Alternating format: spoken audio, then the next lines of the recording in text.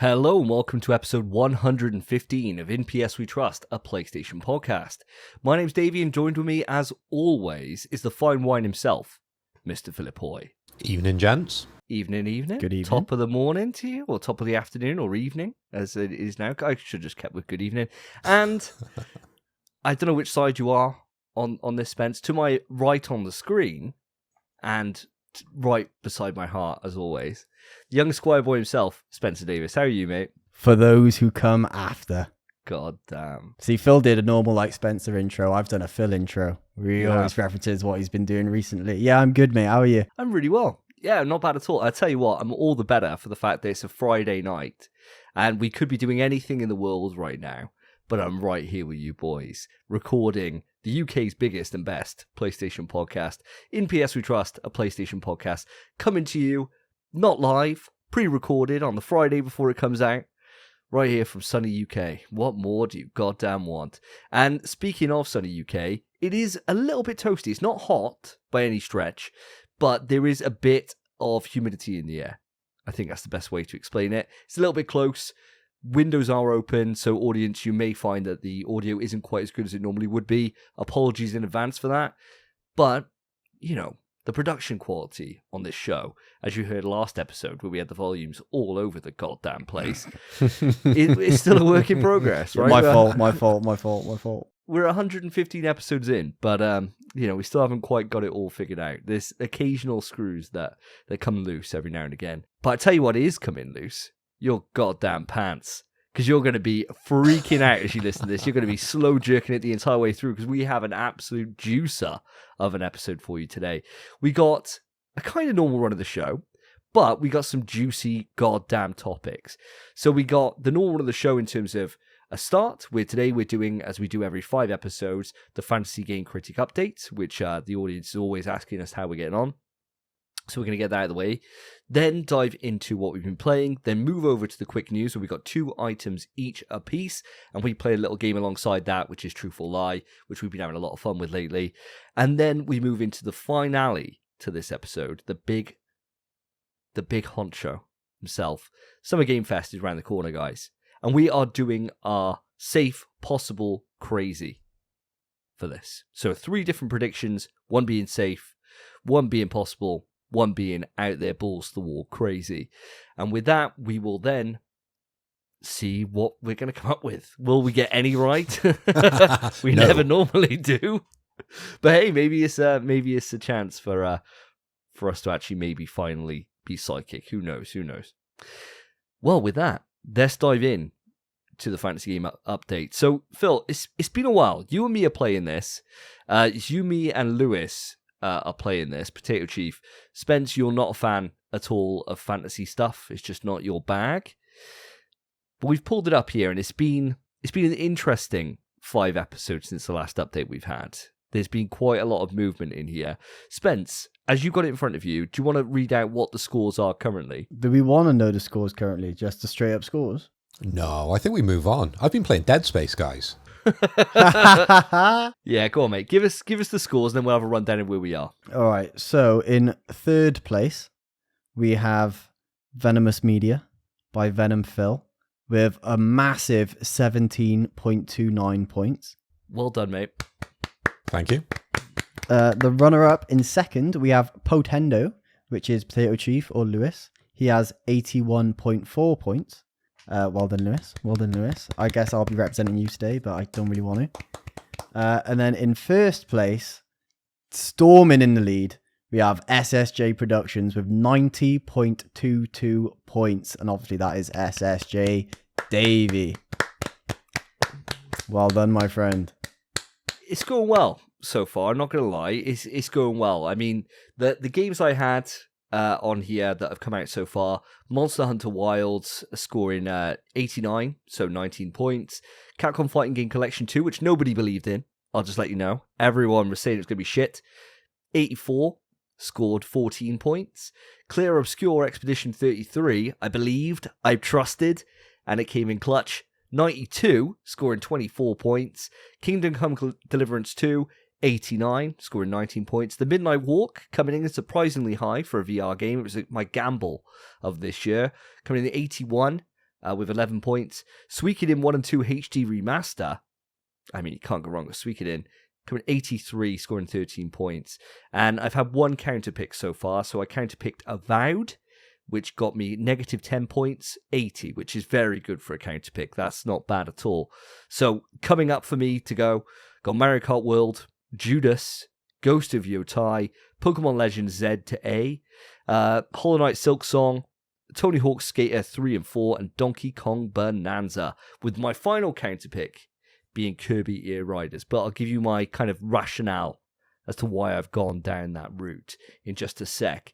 But Phil, do you want to run me down how your list has gone so far with your whopping 17 points? So I've completed Dead Space. Really, really good. I want to move on pretty quickly because I haven't got a lot to talk about. Because as you've noticed, listeners, viewers, with Spencer reading out that I've got 17 points, there's 17 points for a reason, because the majority of my games have not come out yet. But I've had a couple of setbacks, and I'll run you through those now. My main setback being Grand Theft Auto 6 being delayed to the 26th of May 2026, because of course that was the first pick. Straight off the rip, that was the one I picked when we put this together, because I won last year's, so I had first pick, and it's let me down in a big way. So I have a gap on my Fantasy Critic at the moment, still looking for a game to fill that. And I've also had a pretty bad counter pick where I picked Split Fiction, and that scored 90 points, netting me a minus 20. But games that have come out and have scored me points is Elden Ring Night Rain, which hasn't done as well as maybe I'd hoped it had. You know, you guys talk up these types of games, and I was hoping for a large score, but they got 80, so 10 points. Not really terrible, but 10 isn't great when it comes to Fantasy Critics, sort of an average score, I would say. Then I had WWE 2K25, and that did me very well last year. Not so well this year. Back down to an average score, again, 80 points. 80 on the Metacritic and 10 points in the bag for me. But the one that did me well was a little game I was playing, I believe last year, wasn't it? Citizen Sleeper. So the second game came out called Star Wars Vector, and that scored me a massive 17 points off 87% Metacritic. So that did very, very well. But unfortunately, as I said, I've had the two letdowns, the GTA and Split Fiction. So I'm at the bottom. I'm at the bottom with 17 points. It's not gone well. But the good thing is you still have some absolute diamonds here, I think, in your list. So do you want to run us through what you got? Yeah, I would hope so. I've got Metal Gear. That's going to do great, isn't it? Snake Eater. We've got Death Stranding on the beach. And then the rest of them, it's just some other ones. Just some other ones to fill the gaps. But I've got two diamonds in the rough. Yeah. The others are that thing, isn't it, of are they going to come out and are they going to be big, right, is the big one. And I think, you know, there's been an interesting counter pick onto you, but we'll come to that in just a minute. But the one I'm looking forward to out of your list, outside of, you know, the big ones you pulled out, is I'm really wondering if Dave the Diver in the Jungle's out this year or not. That's the thing that I'm thinking, I'm not sure. You know, it's been pretty quiet on the Western Front. Although, saying that, we got Summer Game Fest in like a week. So that's where a lot of the kind of mystery around some of these games, if they're coming out or not, is going to be lifted. I think that veil's going to come back. Lies of P Overture, though, fucking great choice. That's a day one DLC for me. I can't wait. And I think that one's going to do you well. I can see that one doing really well on your list. So there's hope, mate. There is hope. There's a hope and a prayer. And as I said, I've still got one space to fill. And the way Lewis has set up this year's Fantasy Critic, if it doesn't come out, there's kind of no more counter picks, is there? Everyone's done their counter picks. So I'm kind of free to drop the game. So say, for example, Dave the Diver in the Jungle doesn't come out this year and we don't hear anything for that. I can drop it and pick up another game. So there is hope for me yet. Yeah, there is. There really is. And Spence, do you want to go through Lewis's list while he's out so far? Because he's had quite a number. He's had the most games out of all of us so far that have come out. Yeah, he's got a massive list of games. Obviously, I can't explain his rationale, any of that. No idea, but I'll just list them off as they are. So in terms of the ones that have released and have given him points, we have Doom the Dark Ages scoring an 85, so netting him 15 points. We have Avowed with an 80, scoring him 10 points. Split Fiction, which I gotta say, Phil, terrible counter pick. You should have known. Coming out with a 90, so scoring him 20 points. Sausages on a Barbie. It didn't sell it for me. I thought this was going to be a mess of a game, and unfortunately, yeah, it did very, very well. Their last release one game of the year, bro. I don't know. It's crazy. But next up, Sid Meier's Civilization 7 scored a 79, so netting Lewis 9 points. Like a Dragon, Pirate Yakuza in Hawaii. What the fuck is that? Came out with an 82, so gave him 12 points. Xenoblade Chronicles X Definitive Edition scored an 87, so 17 points. And The Elder Scrolls 4 Oblivion Remastered had an 82, scoring him 12 points.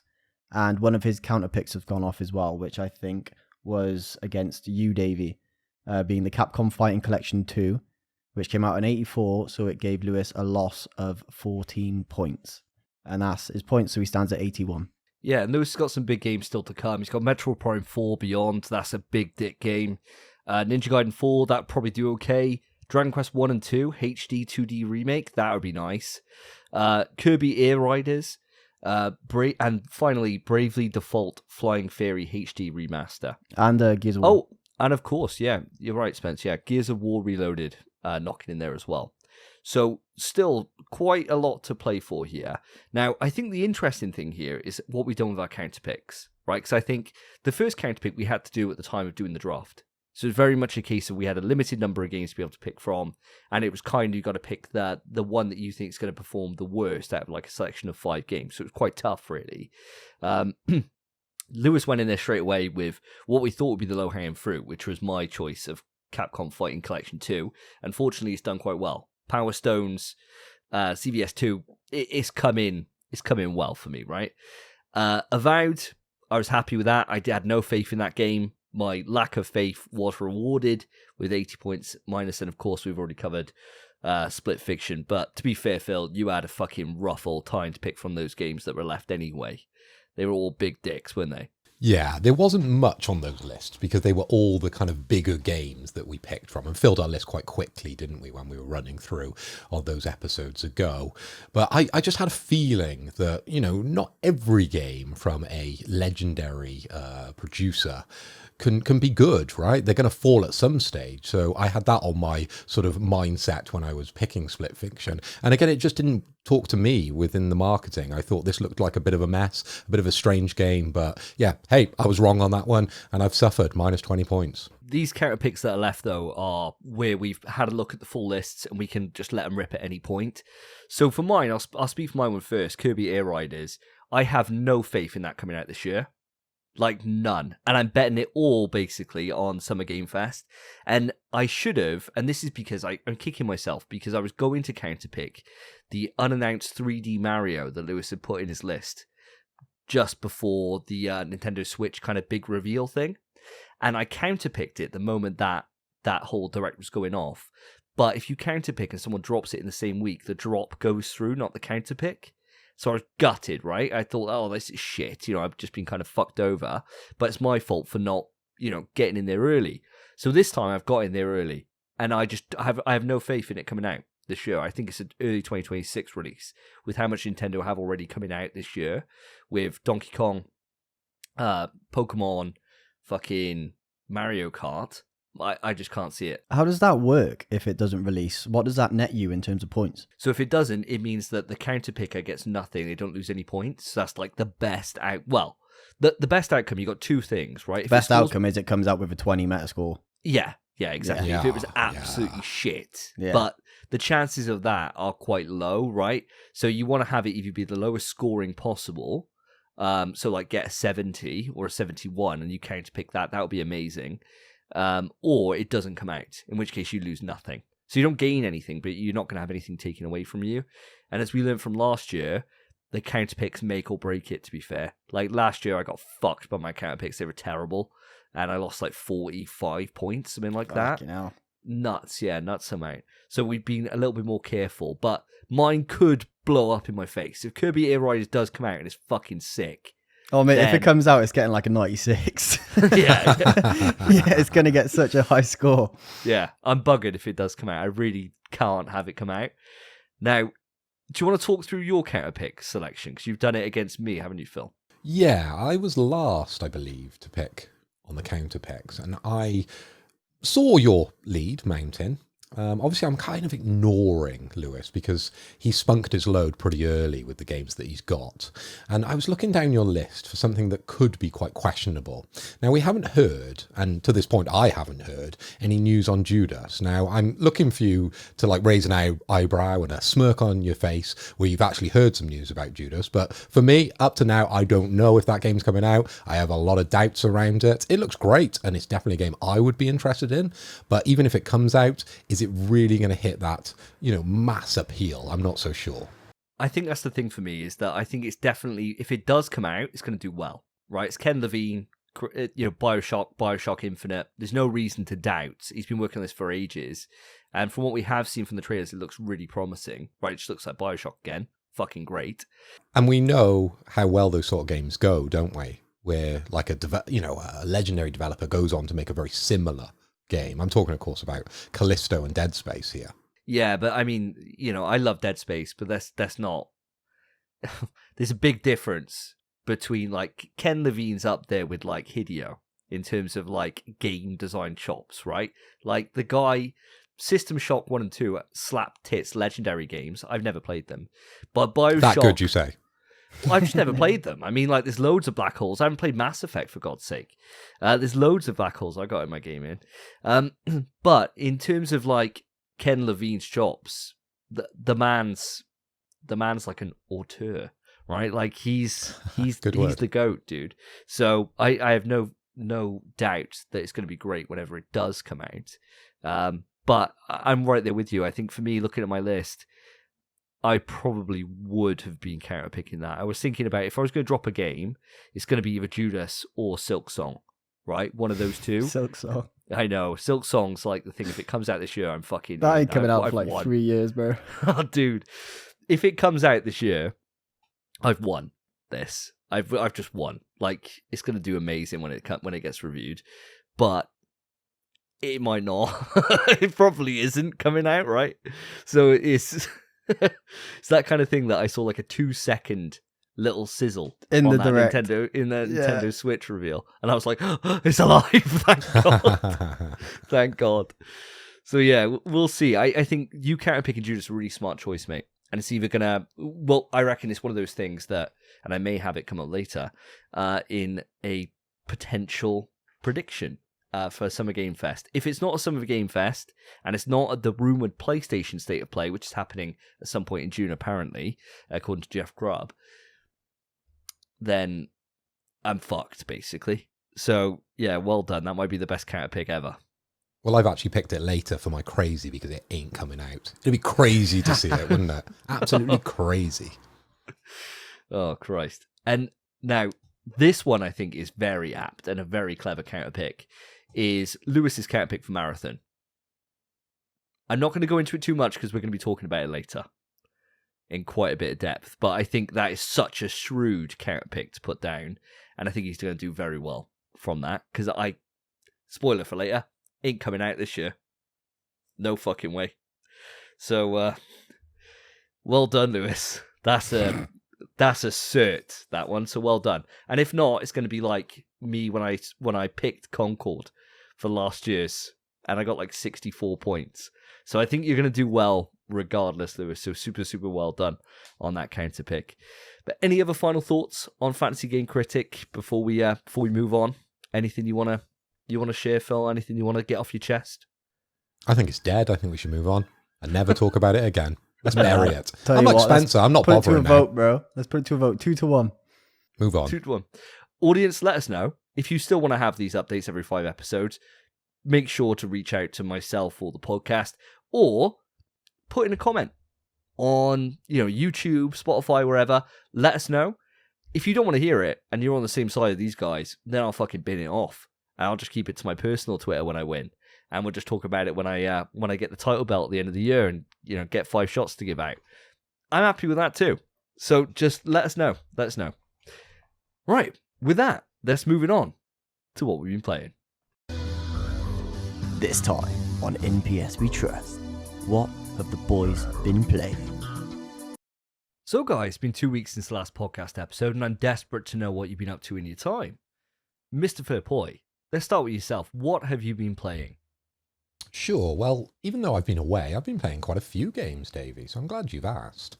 Now, I alluded to the fact that I've been playing Dead Space throughout our Fantasy Critic, and in fact, I have been playing Dead Space, but not a lot, because there wasn't much for me to do. I think last episode I took you up to the point where I was on the later chapter of Chapter 11, Alternative Solutions, and now I had Chapter 12 to finish, which was called Dead Space.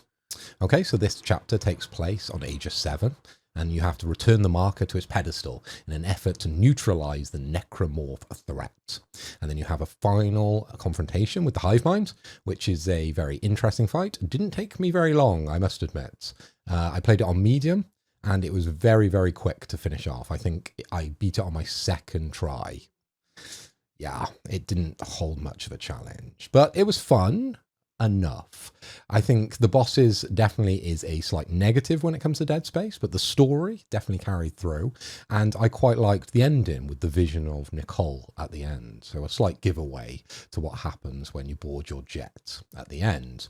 I'm going to move on quite quickly because there's not really a lot to say unless you boys have got a lot of questions when it comes to Dead Space, because I know you're big fans. But I'm going to say, overall, I'm going to stick on the 8 out of 10 that I've pretty much been giving it all along since maybe the first or second time you asked me. Oh, I'm surprised that with the twists at the end, not going to go into spoiler territory, obviously, but the twist at the end didn't raise it up a bit. I thought it might raise your score a little bit, because I was like, especially with what they changed in the remake to make that twist even better. Well, the twist didn't make sense in the original. Not really, no. But, and so I was like, oh my God, oh my giddy aunt. I loved it, bro. I thought it was just immense and so satisfying. And that jump scare right at the end of the game fucking got me so bad in 2008 when I played it. When I played Dead Space the first time, and I was like, and then it just pops up, and I was like, fucking hell. Shit away from me. Shit myself, dude. Just absolutely fucking incredible. But no, really well done. Glad you got it done, 8 out of 10. Are we going to hope to see you going to the absolute majesty of one of the best games ever made in Dead Space 2 at any point in the future? Well, I've got quite a lot on my plate, and I wanted to clear that plate before, of course, Death Stranding on the Beach comes out in June, and I've got a big game to talk about. Not my next game, but the game afterwards, because I've been playing 3 games, which I want to, of course, get through before Death Stranding, so probably not just yet. But it's on the shelf, it's ready to go, but I just need to find the time. Fair enough. Make that time, mate. You will You will not regret it. It's amazing. So good. It's so good. I think shit's on number 1. I think I'd be more inclined to play it if there was a remake of it, as opposed to now going back to older technologies to play it. You get me? I get know exactly what you mean. The only thing I'd say is that it won't feel old when you play it. It holds up really well. It plays exactly like remake does. Like it was that much of a jump from the original to 2. It was like such a huge jump that remake basically just took what 2 did and just put it in, and obviously fleshed out a lot more. I'm not talking it down, but yeah, I don't think it would matter to you too much. After you get used to playing on a PS3 pad again, which is always the hard thing, I think. Exactly. As soon as you get used to that, you'll be absolutely fine. Fair enough, but I need to find that time. That's the problem. That is always the problem. Tell me about your second game then, pal. So the second game is a little game that I've been playing on the move. It's called Arcade Paradise and got a 73% Metacritic, so not amazing, sort of 7 out of 10. And it's a business simulation game, okay? And it was released back in August 11, 2022. And I've been playing it, as I said, on my travels because I bought myself a new ROG Flow Z13. I saw this game featured on Jason Bradbury's show every Sunday with the Exploding Show, and he was sort of talking it up. It's very retro inspired. The idea of the game is you're a business owner, you own a laundrette, and you have a couple of arcade machines at the back of this laundrette, and the more you progress through the game, the more arcade cabinets you get, and then you slowly start to turn your laundrette into an arcade. There's lots of little mini games throughout it, such as collecting trash. You can do the laundry, you can play the physical games, you could order new machines, etc., etc. And each one has its own kind of quirk to it, and it arcs back to sort of older games of the past. And there's a nice little twist on it all, and the music's really good. The kind of visuals are quite good, and it runs buttery smooth on my ROG Flow. So really, really enjoying that game. I played a good couple of hours, as I said. as I've been traveling. It's something that I think I'll dip in to dip out of, but it is available on the PlayStation if I have convinced any loyalists to be able to play this game. But as I said, it's just a palate cleanser for myself in between these kind of bigger experiences of Dead Space and the game I'm going to talk about next, which of course is Doom: The Dark Ages. Well, just before we get to Doom, the Arcade Paradise, if I remember rightly, we had it free on PlayStation Plus on Extra, I think it was, a couple of months ago. I think, doesn't this game have a VR component to it as well? I believe so. Again, it's not high on my priority list to like realize something has VR. You know, just pass me by because I don't have VR, right? It's not really a selling point for myself, but it is a good game, and I could see it working quite well in VR, actually. Yeah, it's one of those things that I know that when I've been on the Portal, it's one of the games that you can just get on the the cloud that you can just connect to straight away and play. And to me, it felt like, one of these things of when I got the moment, when I got the time, and I'm looking for something, it could kind of fill that same gap that Killer Frequency kind of filled for me a few months back. Time would be a fine thing, though. But no, I'm glad you're enjoying it, and it's certainly one that I'll one day maybe get to. You know, no promises here, but it would be quite nice. So let's move it on then, pal. Let's hear the big one, Doom: The Dark Ages. Sure, and it really is a big one because, as you know, it's got a massive 85% on the Metacritic score, and it netted Lewis, 15 points. So I was pretty pleased that it got such good reviews because I've always loved the newer Dooms and I've loved the older Dooms. Now, I've played about 6 chapters, I think, and there's 22 chapters of this game altogether. It's a beast in all sense of the word, okay? I've played the mech level, which is level 3, barrier control, and I've also played the dragon level, which is level 5, the holy city of Antrim. Now, these are the kind of standout points of the game that a lot of the kind of marketing is surrounding. You must have seen some of the videos on YouTube and some of the stuff on Twitter around being able to control a mech and the dragon. And I hate to say, guys, the visuals are great, but the gameplay while you're in those modes just doesn't show off Doom to what you want from a Doom game. It doesn't really add anything. It just kind of limits your abilities in a lot of ways, and it just feels kind of slow and clunky when you're in the mech. And when you're the dragon, it feels very limiting to be able to do anything, and you have to get on and off the dragon. It's not an enjoyable part of the game. But guys, before you put this game straight in the bin and put your thumbs down to it, it is absolutely incredible when you're playing the Slayer.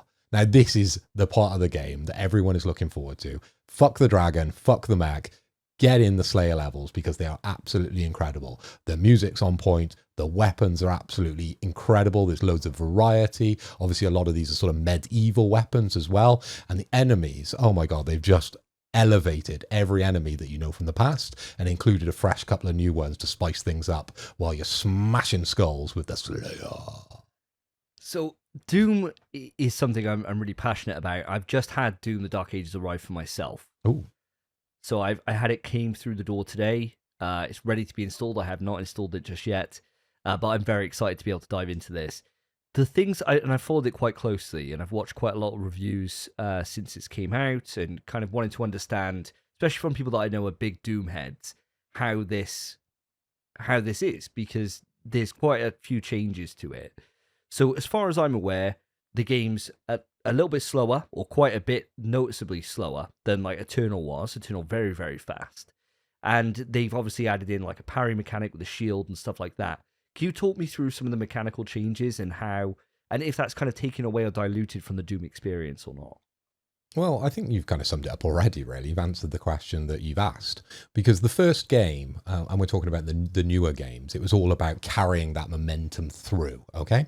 Now, you have elements of that in this game, but it kind of feels less important, right? And in the second game, it was all about the verticalization of the Doom, okay? So you could get up in the air, you could drag yourself towards things. In this game, that I haven't really seen too much of, apart from when you're in the dragon level, and of course you can visit lots of different areas with that one. But with this one in particular, as you said, the parry mechanic is sort of the big one. Things start to glow green, and you have to hit that shield at the right time. And of course, you can like deflect projectiles as well, and that sort of formulates kind of the cycle of the Doom Slayer, if you like. So when you're fighting things, you'll have points where you need to get back and you need to parry things because they'll jump towards you. You'll have parts where you need to rebound things into them to stun them. Some bosses you need to stun to be able to get around them, to be able to take parts off them. And I've not really seen a lot of that. It's not really a fundamental issue or a fundamental element within Doom, to my knowledge, where you sort of take parts of the boss out. Now, in this newer one, I'll take, for example, the sort of spider, I don't know the name of the character, but there's kind of a spider boss, and he's got like gold armor on him, okay? So he takes reduced damage, but you need to stun him with his projectiles to be able to get around the back of the spider to sort of shoot the abdomen off, and then once the abdomen's off, then all the gold falls off, and then you can start to really damage the character. So they're starting to really, give a little bit more kind of depth, I think, to the characters that you're taking out, as opposed to them just being, everyone's just takes 100 bullets or whatever and they die. I suppose the big question for me is, which do you prefer? Do you prefer like the I think it's speediness? still too early on. It really is. I've only done 6 out of the 22 chapters, and 2 of them for me really didn't hit. Yeah, it'd be interesting to know. I'm really excited to get into it. And I think the shooting chops are going to be there. It's going to be great to have, like, as you sasaid, the music being there, and you saying it's still good is a really that's a huge benefit, because the composer was it Mick Gordon? Was that his name? Something like that. He was the guy who did like the Rip and Tear themes, and all the great themes are in Doom and Doom Eternal. He left. And so I know they were like, they had to get someone new in to be able to do it. And I wasn't sure if they were going to pull it off. But if you're saying that still works, that's a real, real benefit for myself. I think for me, my trepidation going into this is knowing some of the changes. We always say, right, like, why fix something that ain't broke, right? And Eternal, to me, just played so perfectly with, having to switch between your chainsaw to be able to get ammo, or to use glory kills to be able to get health. Those kind of things. And I know that there was a vocal subset of the community who didn't like that, and didn't like how, like, you lock into those animations and you rip someone apart, and it was quite visceral, and it went on for a while, right, to be able just to get ammo back. I know they've done away with a lot of that, and they've kind of like changed all that.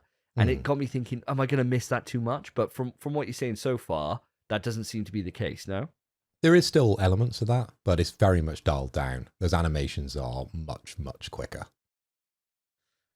I suppose the big thing then is, as you progress through this, and I'll be catching up with you at some point, I'm sure, will be one of those things of, have they got the balance right in terms of the Slayer levels and all those mech levels and stuff, especially if they're a bit of just a marketing gimmick rather than them being something that actually adds to the gameplay experience, right? I suppose that's something we'll have to wait and see.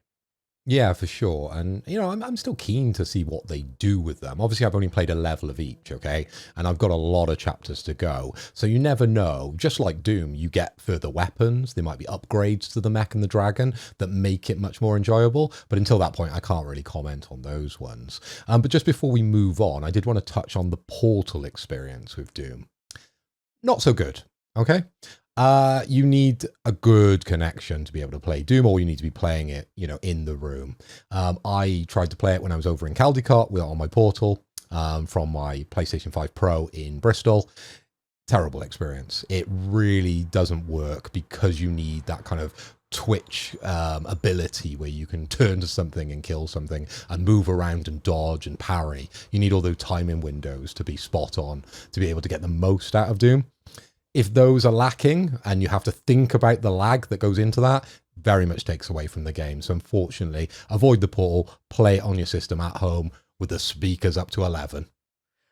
I wanted to ask you, actually, I'm glad you brought about the Portal, because I was kind of not worried about it, but I was thinking this probably isn't an experience I want to have on the handheld. How are you finding it with the Pro? Is it actually pushing your Pro a bit? You mean Doom? Doom is Yeah, absolutely fabulous, right? The visuals are on a whole new level. There's lots of accessibility and kind of options within Doom to set it up correctly. Now, I haven't done a lot of sort of research, and I need to go back on Reddit and sort of read a few articles, but I've just gone with the default setting. And usually with games, that's not normally the best way to get the most out of your console, because they like to give you the option to sort of tweak things and get the most out of it. Now, this game is the game that I've seen the most options to be able to tweak a game. So it'd be interesting now, I think, if I'm able to spend that time before my next play session, just to see if I can tweak it and get that little extra out of it. Oh man, it certainly makes me jealous for a pro. I mean, I'd have to pony up for the TV, and that's the big drain right there. So I certainly aren't going to do it anytime soon. But mate, can't wait to hear more, and hopefully I'll be able to talk with you on this in a couple of weeks. But we'll wait and see. I got some big games on my list at the moment that I'm working through. Speaking of big games, Spence, there's a game that you're going to make Maloon very happy to confirm that you're playing, because he's been going on to me in Messenger saying that I gotta get Phil, gotta get Spence involved on this game. They have to see it. It's gotta be up there. You've been playing Clear Obscure Expedition 33, haven't you, Spence? I have. If my intro into the show didn't give it away, Maloon, I've been playing it. Oh, tell you what, man, what a fucking game! It's sick. Everything you've said, I always thought, is it that good? Because I know you will like it with FF, 16 as well. Yeah. And I was just like, I don't know. But Clear Obscure, I think I've put 9 or 10 hours into it now. Just finished Act 1. You've just finished that one? Yeah. Oh, fuck, shit. Hell. Jesus, mate. I was just trying to get a rock, bro. I was just trying to get a rock. It's crazy. The story, you really didn't undersell or oversell this game at all.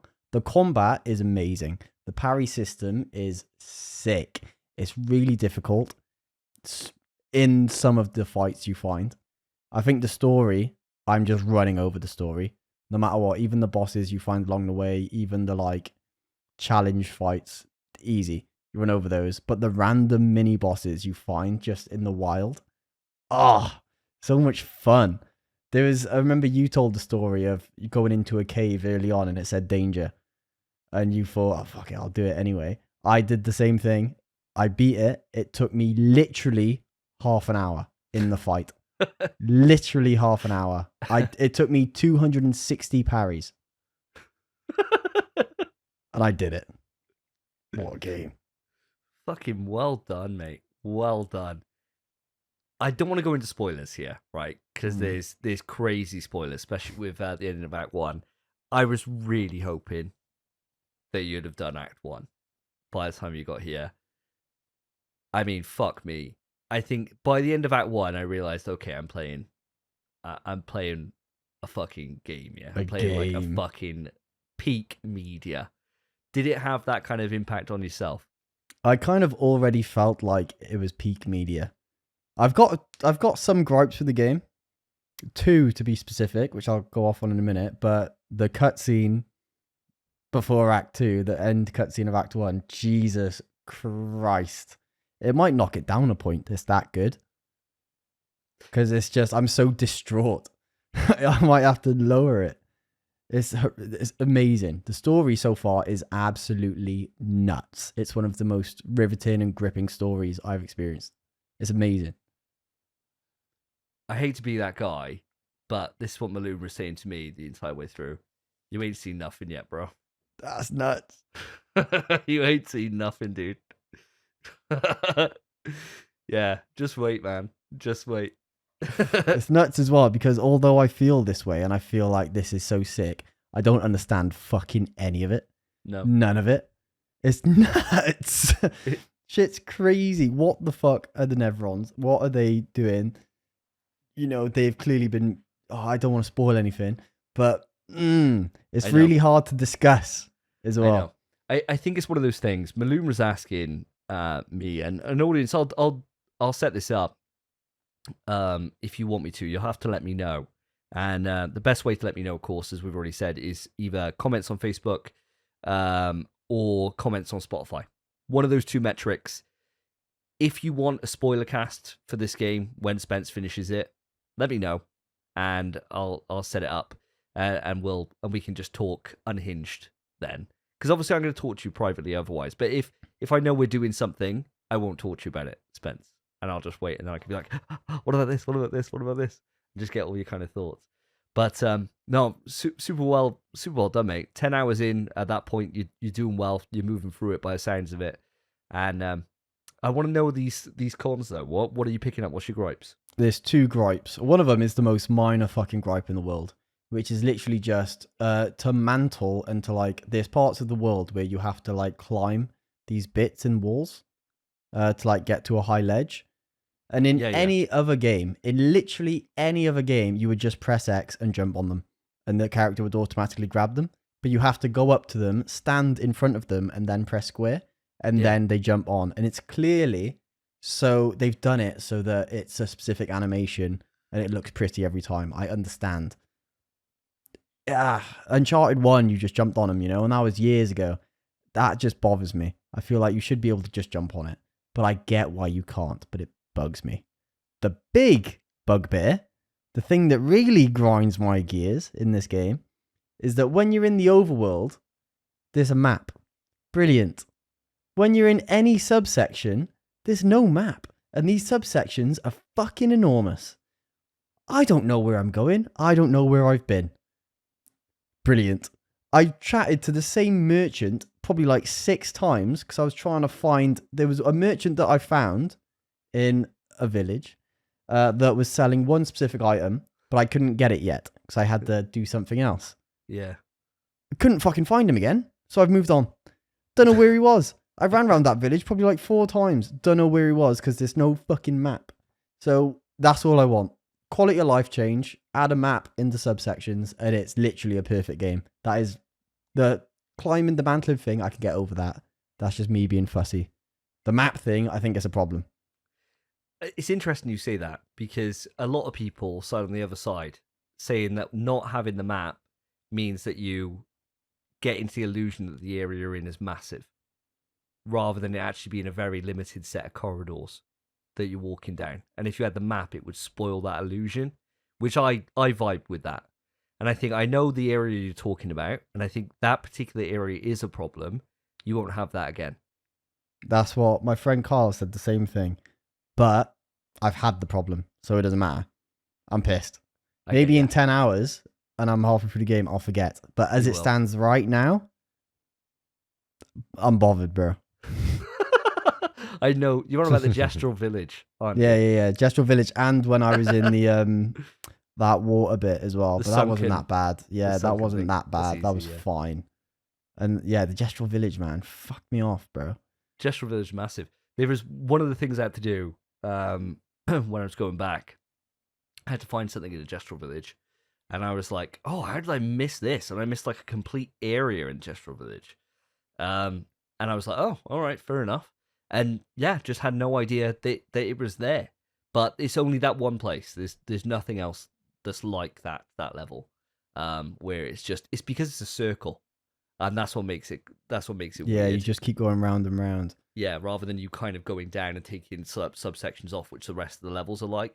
It's just a big circle, so it's quite disorientating, especially as everyone is just a gestural.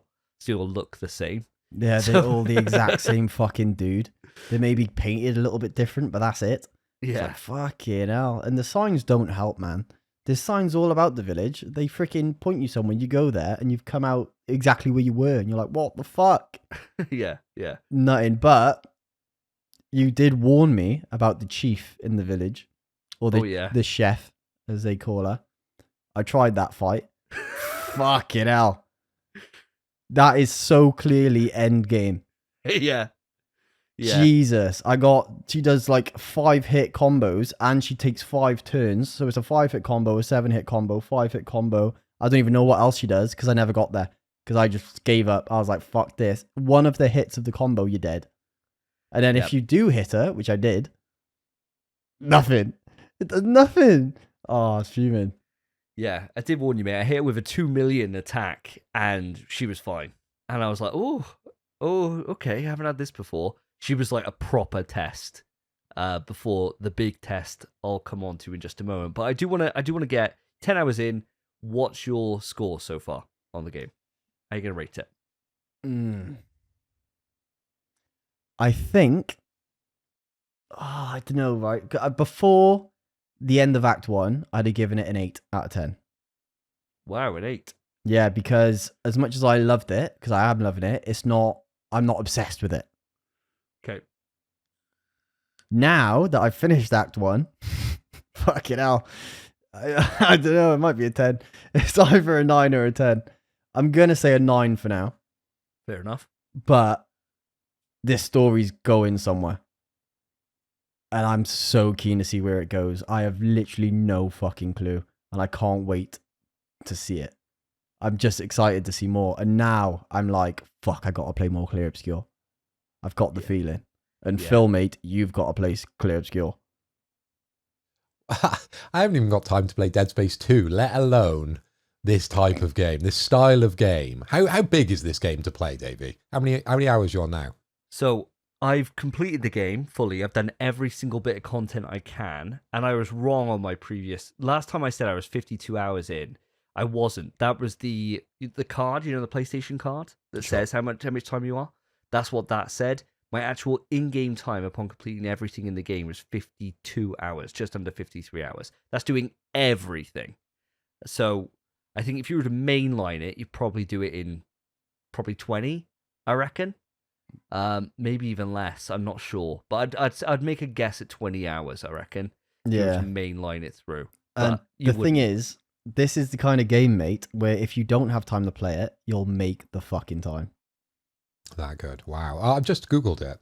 They say 27 hours for mainline, 41 for main and sides, and 61.5 if you want to do everything. That's what it's saying.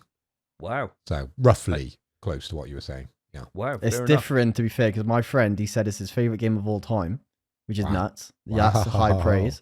He's 80 hours in, and he said he's barely done any of the side content. He's having a terrible time. Yeah, I was like, fucking hell. And he said to me earlier, because he was watching me play, he's like, oh, if I miss a parry, I just start dodging. And I went, what? That's why. I was like, what?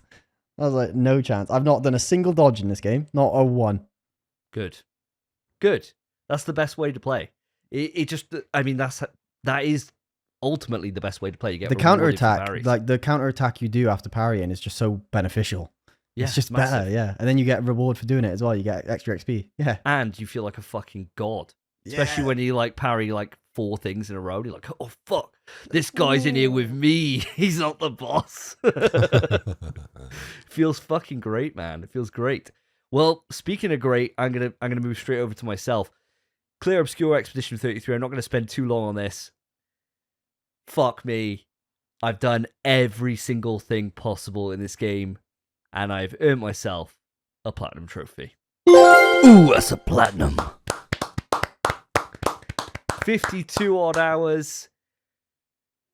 Absolutely fucking perfect. It's a 10 out of 10 experience I've been saying this entire way through. It's fucking insane. The thing I had to do, right, last episode, I listened back to the last episode and I was saying in that, people keep telling me about this guy called Simon, right? Fucking hell. I found I got through everything, right? I blasted every single boss, every single area. I was on level, like, I know what I was, 91, 92, something like that. It caps at 99. And I was like, right, let's fucking fight this Simon guy. Get in there. I got smoked, right? Well, I'll tell you, start off, right? Got my team go in. I got I got CL, I got Lune, I got Mael, and we're about to go and do some damage, right? Get in there. First thing I do, first attack hits for 27 million for Mael. Dead. First phase. I'm like, no problems. What is everyone fucking complaining about? I built this so well. Goes into phase 2, right? I'm like, same again, Mael. Hit him with a big... All my build was based around the first hit just being absolutely monstrous, right? So I'd done all my pictos, everything. Just like Dark Souls, man. 27 mil, hit him off the rip, does a third of his health bar. And I'm like, oh my god. And then after that, the best I got is a 2 mil attack. And I'm like, holy shit. And he hits me with this fucking combo that just obliterated my team. Absolutely obliterated them. And as soon as they die, normally what happens is you can bring someone back, right? Like when they die, he eliminates them from the board. So they're just gone. Your teammate's gone. So I was like, okay, I'm down to 2. And then I was like, okay, right, fine. I'll be fine. I just got to get the parry timing right. I just got to keep on running it. I run that boss fight 4 or 5 hours of just running this boss fight, trying to learn the parries and getting there, finally doing it. He's got phase 3, right? This phase 3, he starts it by eliminating your entire team. And you come out with the people that are on the back that I had. He brings in your reserves. And I was like, holy shit. So then they're hitting for like 116,000 compared to 2 million. And I was like, oh my God. I'd use like all my points that you get to level up my main team. Yeah. Didn't have anything for the other guys. And I was like, how the fuck am I going to do this? So then I'm sitting down. I'm like, there's nothing else that I can grind. There's nothing like this. I've just got to either just get good and just not get hit and just grind it out. And the phase 1, right? If you take a hit, it's a 3-hit or 4-hit combo, right? Mm-hmm. Phase 2, that goes up to a 7-hit combo. And I got the parry time in for phase 2. Phase 3, it doubles it. It's an extra attack on every single one. So it's like a 14-hit combo, like bang, bang, bang, bang, bang, bang, bang, bang, bang, pause. Bang, bang, bang, bang, bang, bang. And I ran that for another like 3-4 hours before then realizing I've got to just change my build. I've got to figure something out. I spent forever trying different Picto combinations. Couldn't get one to work.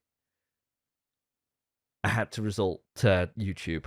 Never. I had to resort to YouTube and picked up a damage build that made my L much better than she was when I had her. And for that, I was able to then deal 45 million damage, which was able to kill him from second phase and eliminate phase 3. I couldn't have beat it. Couldn't have beat it otherwise. Could you have not just switched the teams round? That's what I was going to say. You took the weaker team to start with, and then you'll bring on your stronger guys later on. Could have done, but the problem is my build with my L wouldn't have done enough to beat him in phase 3. I still would have had to have got through phase 3. I tried that. That was one of my 4-hour combinations of trying it. Got there. My L just got smoked on her own. She needs power-ups from everyone else. And to be able to get my shitters up to the level of being able to give, to get through phase 2, they had to be powered up by my other people. So my L was going in basically solo. And it just wasn't happening. I had to resort to that. That's how fucking hard this boss fight was. And I think if I just watched like a YouTube video to start with and done it, I would have felt like I've really fucking let myself down. Like 8 hours of grinding a fucking boss, I was happy it was done, to be fair.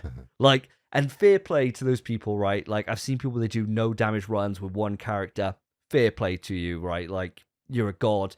You're like those people that beat Dark Souls 3 on a dance mat or with fucking Congo bongos, right? Like, I know people do these things.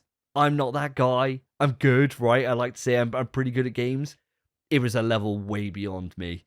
And everyone I've spoken to about Clear Obscure has done exactly the same thing that I have.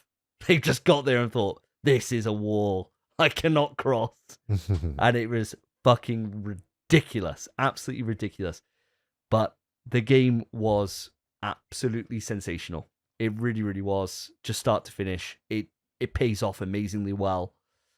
It's the kind of ending that just makes you see the entire game in a different light and adds so much more depth to what was already there. It's just fucking amazing. And I did start New Game Plus. I've had to stop myself from doing it because there's other games to play. But I guarantee I'm going to rerun it through for a New Game Plus before end of the year. 100% I will. Because it's burnt in my head. It's a fantastic game. And right now I'm still saying it's the second best game this generation behind Ragnarok. I reckon by the time I get to end of year, I'll be saying something different. I think it's going to grow on me. I heard you literally talking to yourself, I think, when I was over yours. You were just like, no, it might be better. You were just talking to yourself and like, no, it might be the best. Fuck. It might be, yeah. I think it's going to be one of those things. Like this time last year, I'd played like Pacific Drive, right? And I remember I got to the end of the year and I was like, best game of the year, Pacific Drive. Like, I just it played on my head all year. This is Clear Obscure is gonna do that all year. But I got a feeling it's probably gonna do that the entire generation. Where I'll be like, it's just not as good. It's just not as good as anything I've played, you know? So we'll wait and see. But I'm not glad it's over. I'm sad it's over. And that's the sign of a great game. Tell you what game I am glad it's over. TMNT Cowabunga Collection is the second game. And what a step down. Such a switch up. What a step down. So, lads, I had you all over for a barbecue 2 weeks ago. And for that, we ticked off a lot of bets that we had. We'll talk about the bets when we get to the big quiz. Because that's obviously when all the bets pay off. But TMNT Cowabunga Collection, when we spoke about it on the show before, and we said that it's a really easy platinum, 3 out of 10, difficulty, like a couple of hours. After we spoke about it on the show when it first came into the service, I went through and did all the trophies that I could. And there's basically like a cheat you can do. So you can go in and you can start like Turtles in Time, for example, and you can go onto a watch replay function and fast forward the entire game until the last hit before you beat the final boss.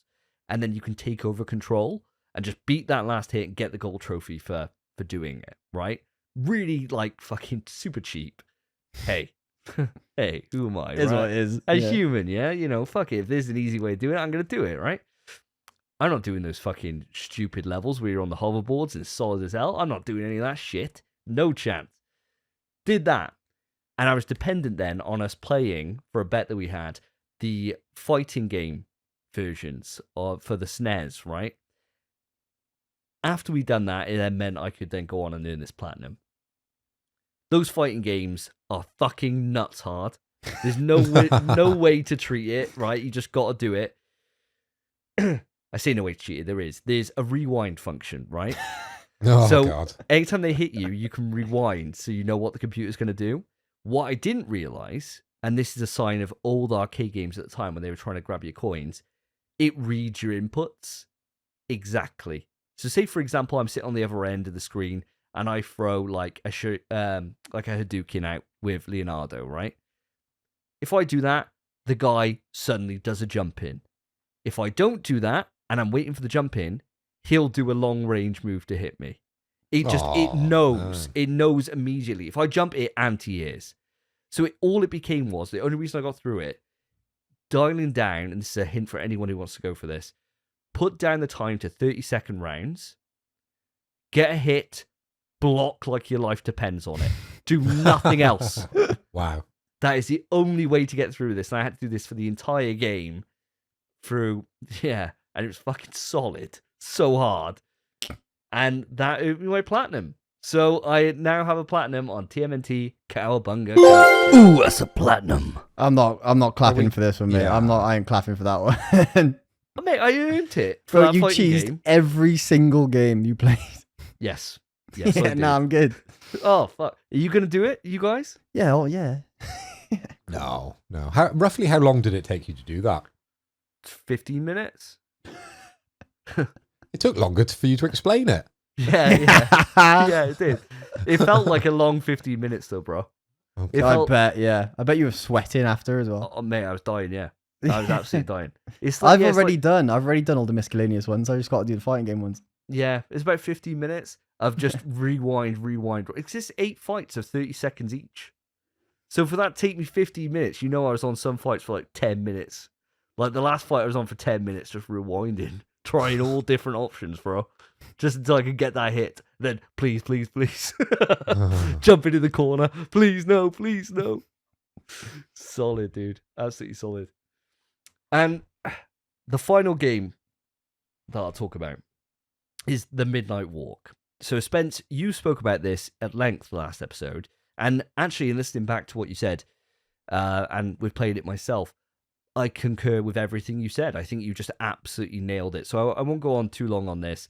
The Midnight Walk, for those who don't know, is a narrative-based adventure where you've got a little chap with you, a little fire guy, who you just need to take around an environment and light things. It's very light puzzle, it's not a pun, but very very easy puzzle solutions in an environment where it tells a narrative-based experience. And it's a collection of 5 different stories that you go through that are all tied together on your journey across the Midnight Walk. It took me just over 4 hours to be able to complete it through for the first time. And it was great. It was really, really good. I think the ratings it got, an 8 out of 10, I think is an apt 8 rating for it. I don't think it's any higher. There's a couple of gameplay moments in there that I think could be fleshed out a bit more. And I think the story could have hit harder than it did. But a really, really unique game, visually really appealing. And the stories were moving enough. It did enough. It just didn't do more. It could have done more with what it had, but it did enough to warrant its purchase and to warrant my time, which was the main thing. And then all I had to do was get some collectibles. And so for me, guys, this is my 3rd platinum this show. Wow. Ooh, that's a platinum. Very nice game. Very nice game indeed. Spence, have you got any interest in going back to the Midnight Walk? I did until I started Clear Obscure, and now, no. Now, I just got into Silent Hill 2 again. Oh, I could have talked about Silent Hill 2. I've played loads of Silent Hill 2 since. But I'll leave it, because honestly, at the minute, I don't give a shit about any other game. I just want to play Clear Obscure. Once I've done Clear Obscure, I'll do Midnight Walk, because it's only short. Yeah, it's a nice little palate cleanser. And I think for anyone, if you haven't bought it, I don't blame you for not buying it. Like, it's not something you have to play here and now. I think for those that haven't bought it yet and haven't taken the dive, even though I do think it is worth the price of admission, I think it's a game that you could probably see on the service for free in about a year's time. Yeah. And I think then you've got no excuse. You should just play it. It's really short. It's really nice. And I still haven't tried the VR mode for it. And so that's something that me and Cass actually played the Midnight Walk through together. And he was really scared a bit. But it was kind of his first kind of horror game in a way, even though it's not really scary. There's moments that you could find scary, like when you throw the fire down and, Yeah. Not to spoil it too much, but yeah. There's a couple of little moments, and there's some dread that goes through it. And for a 6-year-old, the dread got a bit too much sometimes, and he had to hide behind, like, the chair. But it was a lovely experience, and we both really, really enjoyed our time with it. So he wants to play it again, so it's still on my on my PlayStation. And so we'll see if he gets through it on his own. But yeah, really, really good. I actually have a surprise game, and this one's for Mr. Philip Hoy, that I want to talk about. And that is, I've realised with Death Stranding 2 on the horizon, it's time to go back and dust off Death Stranding 1. And that is exactly what I've been doing, and that is why Doom is still not installed right now, because I am back up Death Stranding's fucking arse, going for the platinum. I have not achieved it yet. I am having to get all the different places up to 5 stars. And let me tell you, coming back to a game after 6 years away from it, as confusing as Death Stranding, it's fucking solid. It has taken me so long to find my feet. And honest to God, it's taken me ages. I started off and I was like, right, all I got to do, get these. I'm in the first starting area and I'm leveling all those, right? And I was like, not going to be too hard. I got all this busted gear because I was 71 hours into the game. I got everything I need. I'm sure I can figure it out, no problem. I'll just fucking get in the van, load it up with a load of shit, go there. BTs everywhere, getting into fights every 2 seconds. And let me tell you, it has not aged well in the fighting department. The fighting department sucks. It is so bad. And I don't know why I didn't call this out more when I reviewed this. I watched back my original review on YouTube, one of the first reviews I ever did, where I was speaking off the cuff. Why I didn't slate it more for its combat is beyond me, because the combat is shit. It's actually shit. It's so bad. It's terrible, actually, in fact. And it got to the point, and this must have been my natural progression for the game, is just build zip lines fucking everywhere so I can avoid combat. And it's not because combat's like, it just gets in the way and slows down my delivery time, because it's fucking shit. And so that's what I've done. I've gone through the natural progression of the game in terms of going through and finding the enjoyment that this game gives you in it's how you make your life easier. And that is what makes this game fun. And it's sort of going off and going into an area where it's full of BTs, holding my breath, walking through environments, making sure that they don't get me. Because I'm like, please, I don't want to fight. I've got a rocket launcher. I can just fucking take it out, but I don't want the fucking faff of fighting it. So having to go through, hold my breath, put down a zip line, make sure they're all 300 meters across from each other so I can save my chiral bandwidth and be able to make my zip lines around the entire map. And now I say to Karen, I'm just going to do a couple of quick deliveries. Do you want to see my little setup? She's like, yeah. Your last delivery took you 25 minutes because you were fighting all the time. Yeah, watch now. And it's just 2 minutes. Zip, zip, zip, zip, zip, zip. Loving it. This game fucking slaps tits, man. It's so good. It's so fucking good. Combat sucks, though. Just, audience, if you go back, anyone who tells you the combat's a low point, they're underselling it. It's a real bad low point. It really is. But the rest of the game is carried so highly in its production value. The environments are beautiful. They hold up now, even 6 years later, which is insane. It's great. And I'm playing on the PS4 base version. I'm not playing the director's cut because I'm trying to earn myself the platty before I upgrade to director's cut, and then have to do a little bit more to earn another platinum. And I think, why the fuck not? You know, you deserved it, Davey. You've gone through hell putting these zip lines down. But dude, no wonder you put it up there so high. It's such a great game.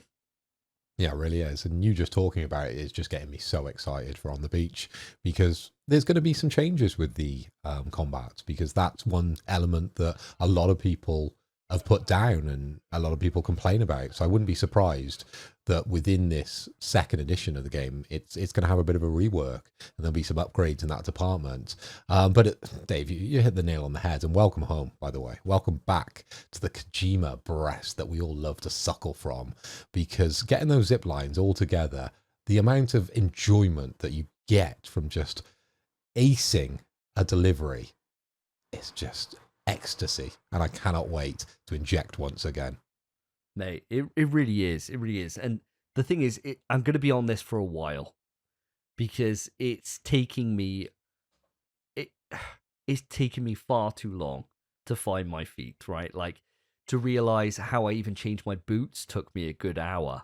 You know, like, I couldn't remember shit. And now I'm all back. I'm fully like efficient. You know, I really kind of got back in the groove with it again.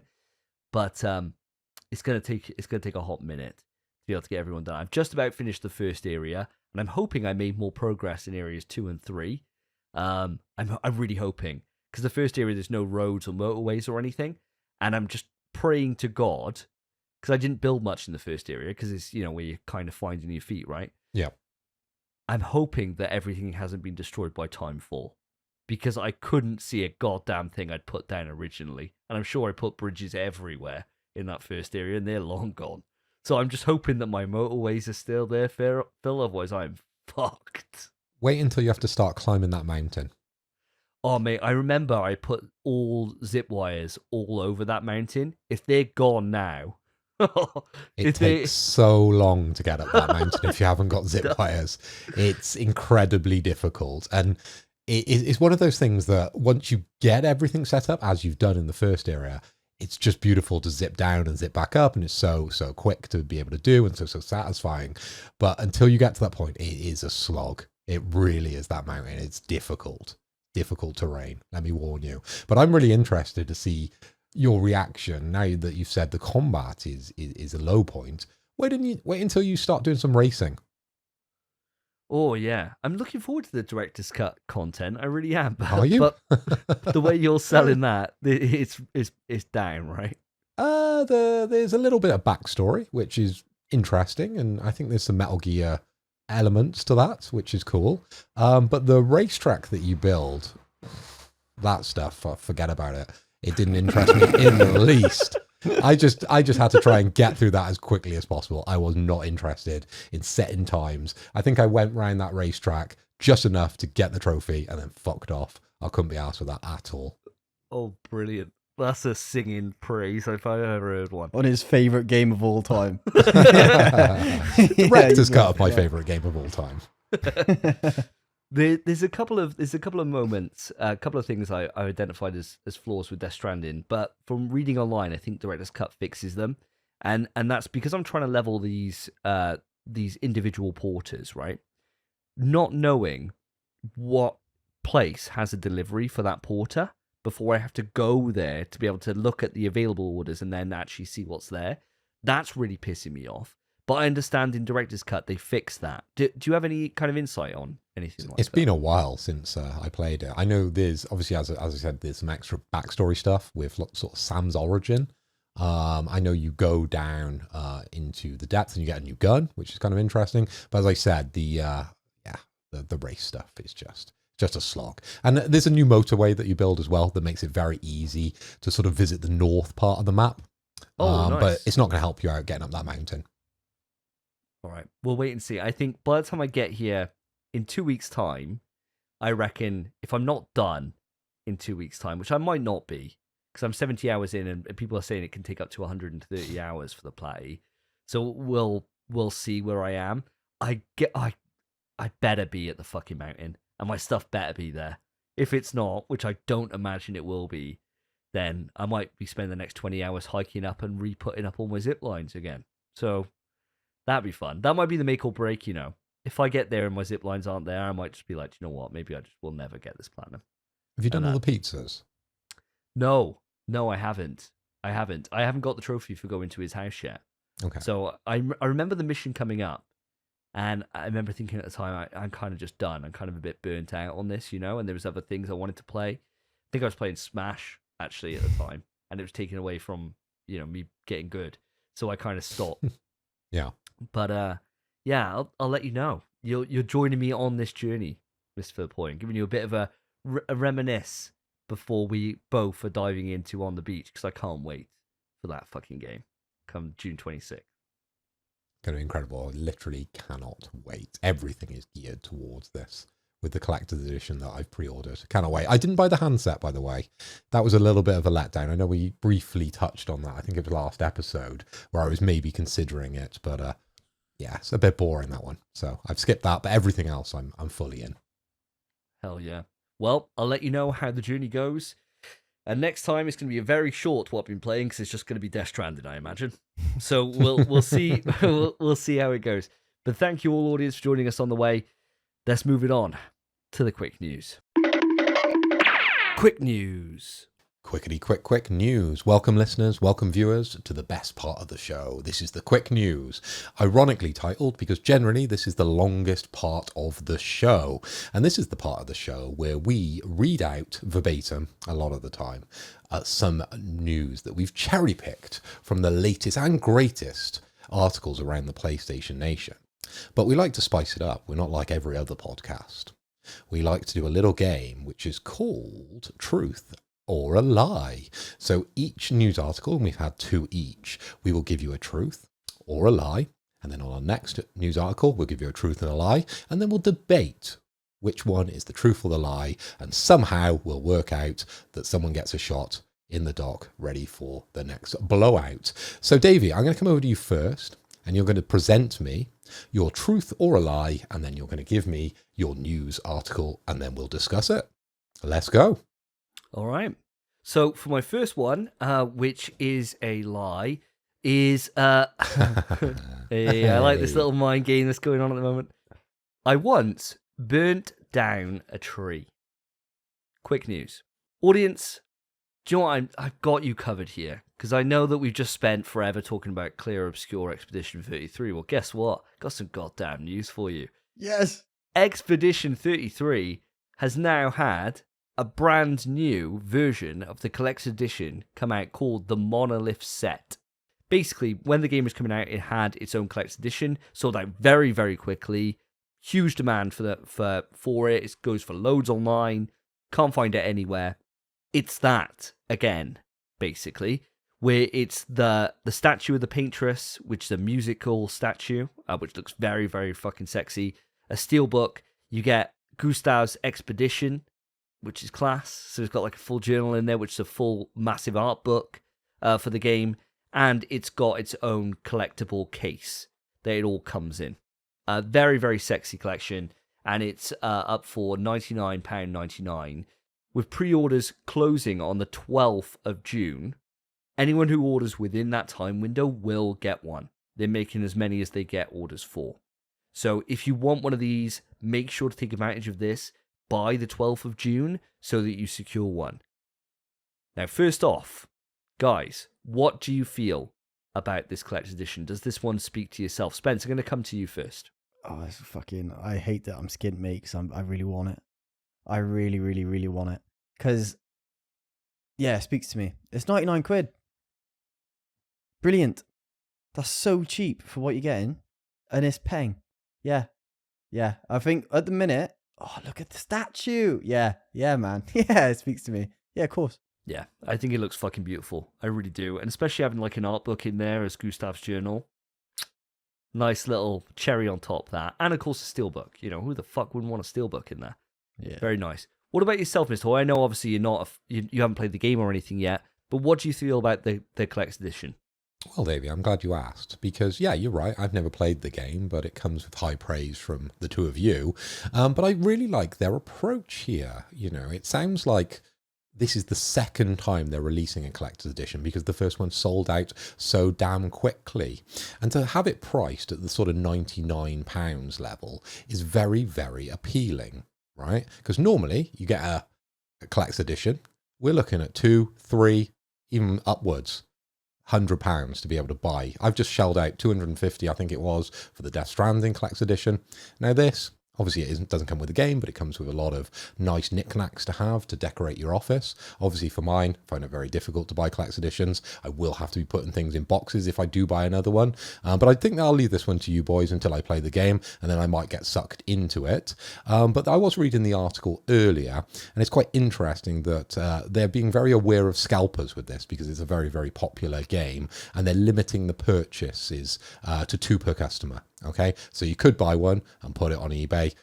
I don't understand why you would need to buy 2, but apparently they're limited it to 2.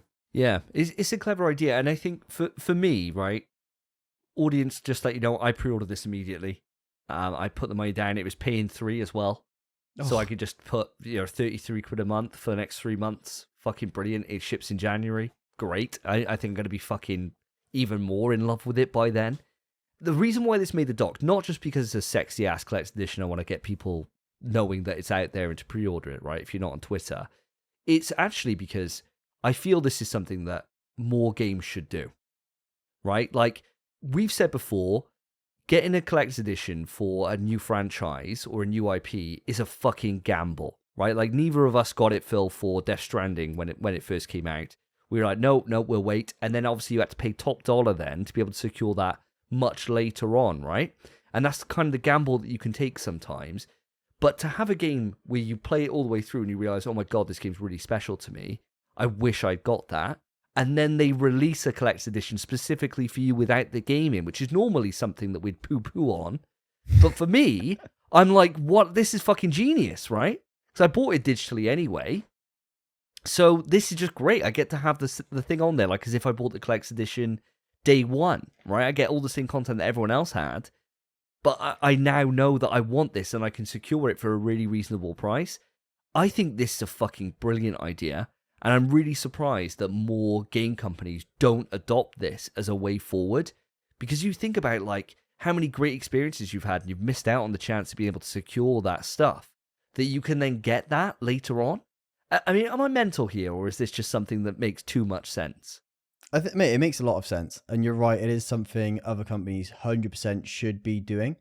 I think the reason they're doing it is just because, I mean, I'm sure they knew what they'd made, but they were probably worried about how well it was going to do. So they probably didn't make that many collector's editions anyway. And now with the massive success this game's got, to be fair, they're probably thinking we can make some extra money. Which, fair enough. Why not? And this is the rare case where them wanting to make some extra money benefits us as well. Where usually it's just a bit scummy. But this time it's worked out. Because like you said, no one wants to fork all that out for an IP that you don't know yet. Whereas it's just, yeah, it's class. 99 fucking pounds. That's just the best thing. Any other company, like any big freaking publisher or developer 200 quid for this without the game. I feel 200 quid. But these guys are just doing it for the love of the game, I think, and just trying to give people that opportunity. Yeah, it's brilliant. It's the best. This is the sickest thing I've probably seen in gaming in quite a while, I think. Yeah, I completely agree. And it's nice to see a company that is playing by its own rules. You know what I'm saying? They're not just following the mold that's been set before them. They're trying new things out, and they're hitting a lot of big scores here. The game has done super well, and they've gone out on a little bit of a different limb. They've tried something new with the game, and now with the marketing, they're trying something new, and now with the collector's edition, they're trying something new. So I appreciate that. But what I'm a little worried about, guys, is when they come now around to making their second game, do they start to fall into that mold that's been set out before them, or can they continue to be small enough to still be very creative? We'll just have to wait and see. Exactly right, yeah. It's that gamble, isn't it? And funnily enough, actually, after I put this news in, I think I shared this with you, Phil, but I'm not sure if I did. And if I didn't, apologies. PlayStation tweeted out the other day saying that I don't know if they've just found them in storage. They probably have. You know the collector's edition for Horizon Forbidden West, where the Tremor Tusk, right? That I got. Yeah. They're putting that back out.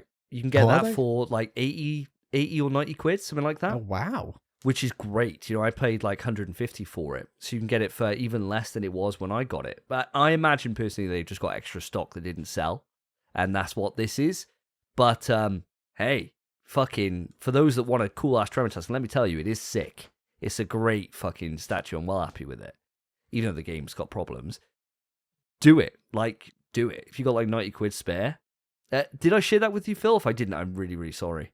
No, this is the first time me hearing it, but I would prefer if they had the original Horizon Zero Dawn Collector's Edition, because I think that one was much cooler. Yeah, that was a cool one. That's one of those ones that they should just do this more, man. Like, game companies should just do this more. You just milk the fuck out of me. Especially for, great games. There was a Pacific Drive fucking Collector's Edition. I got a cool-ass little car.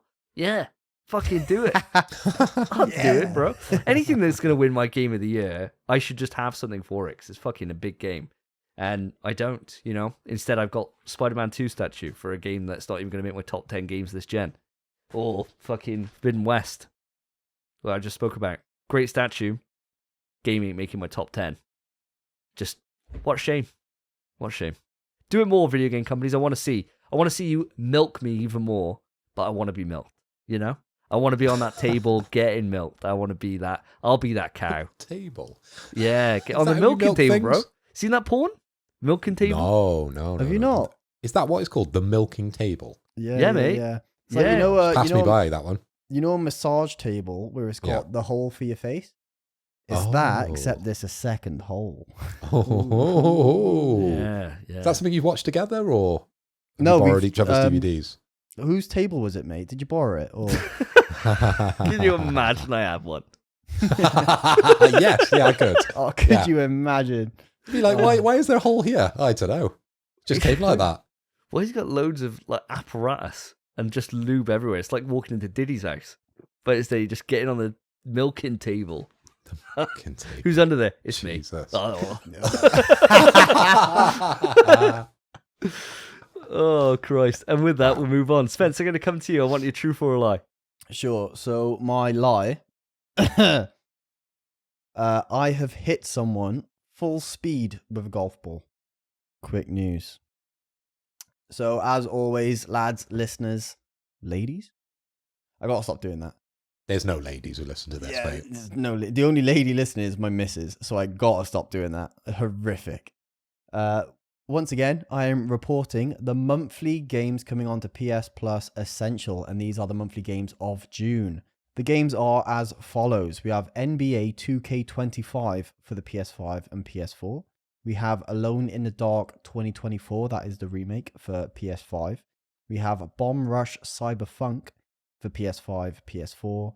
And lastly, we have Destiny 2, The Final Shape for PS5, PS4.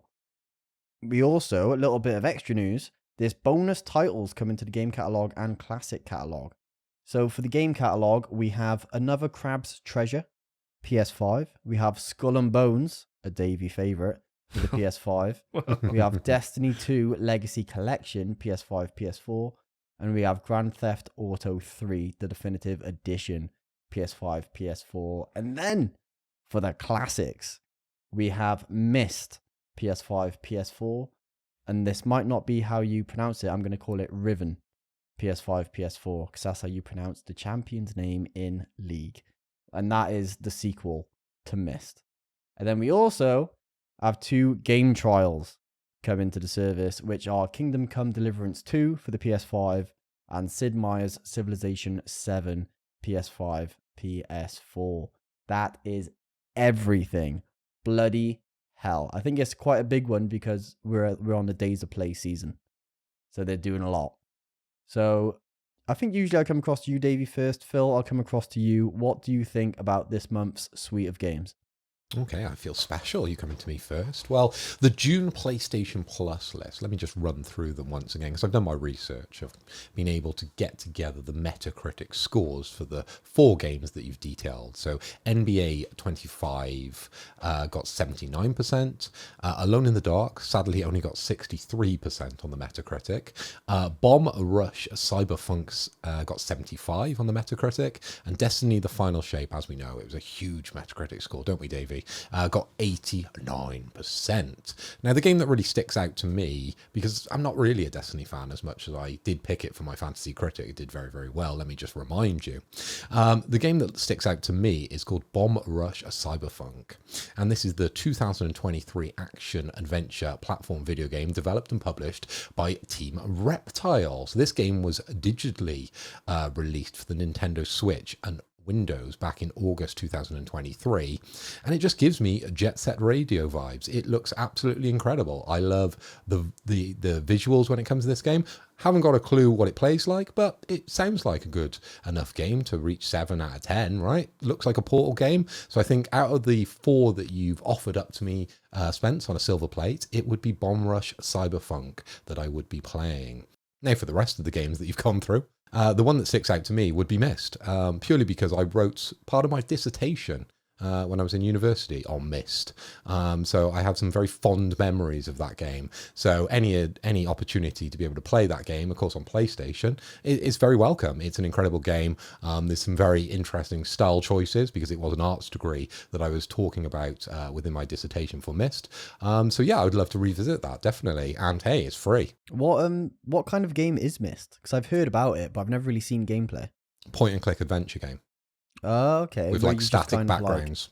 Yeah. So it's kind of like Siberia, that game that I played recently. Yeah. And it's like Disco Elysium kind of style, I suppose, right? But it's an old game, very old game. I'm not sure what when it came out, but it's the static graphics. So you move from screen to screen as opposed to the screen follows you around like Disco Elysium.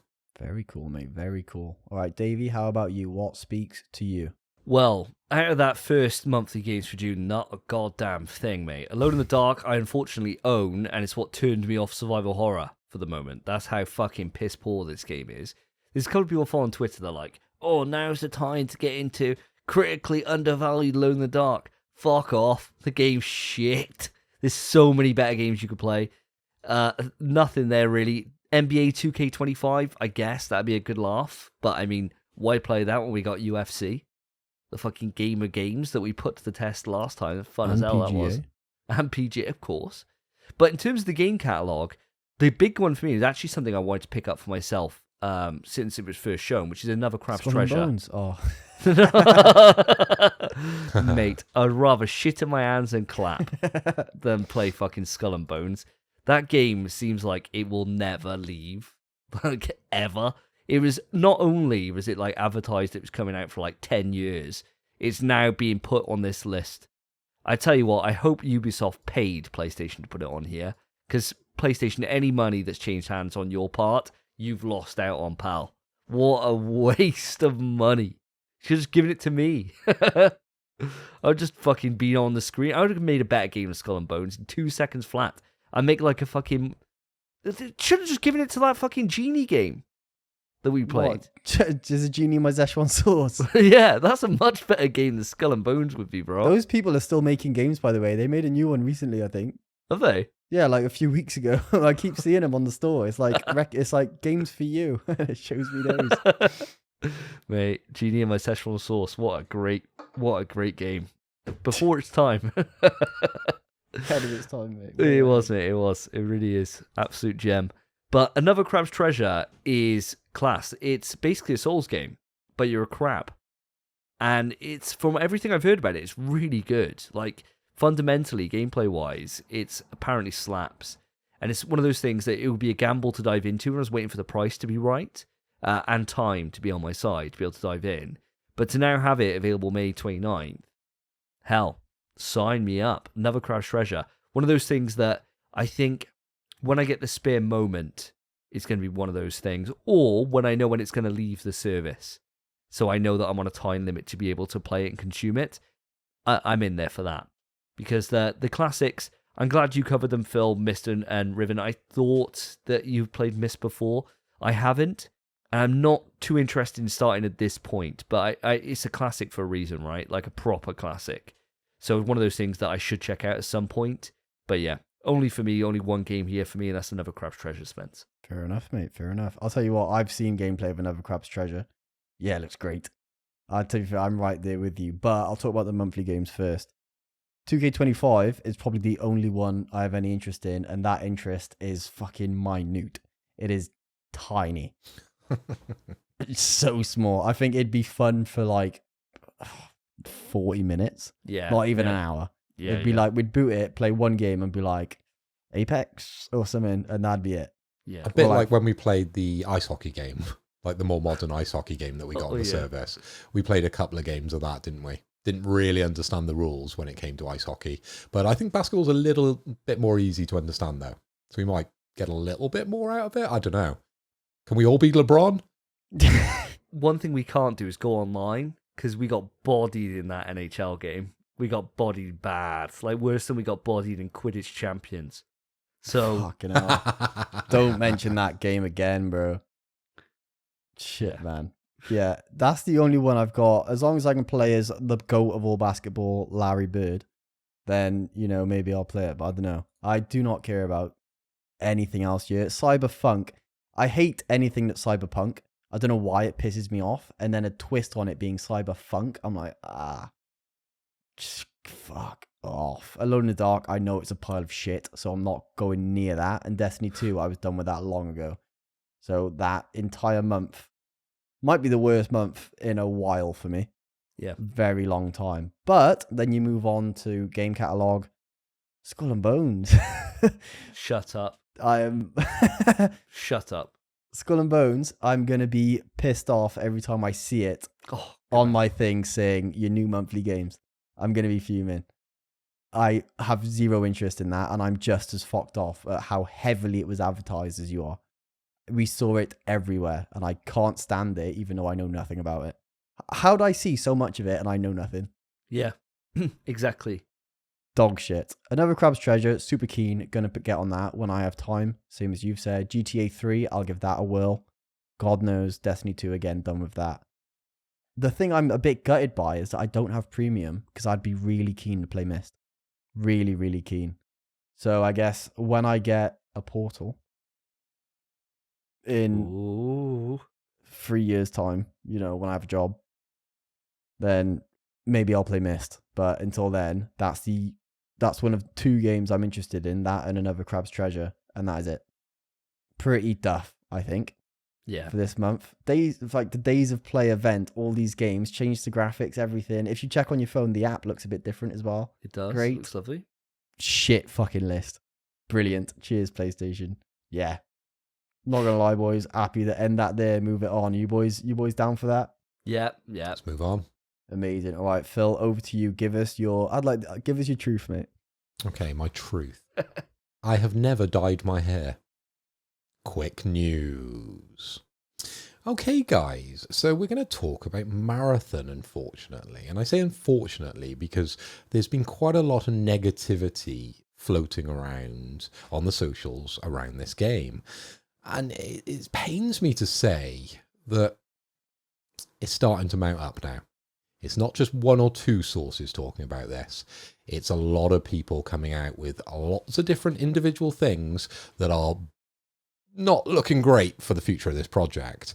So we have no paid marketing plans for Marathon in the next quarter.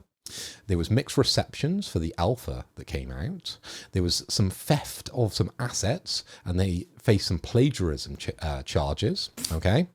It was reported that it was extremely toxic and humiliating to work for the Bungie leadership teams, and there's going to be, or what needs to be, a studio overhaul. So a lot of red flags, unfortunately, and Lewis has fucking locked me in as a counterpick to my fantasy critics. So yeah, I'm definitely going to come last in fantasy critics. As I said, never really want to talk about it again, but it's very hard now for me also to say I've still got hope in this project after all these things, but finger crossed it kind of works out.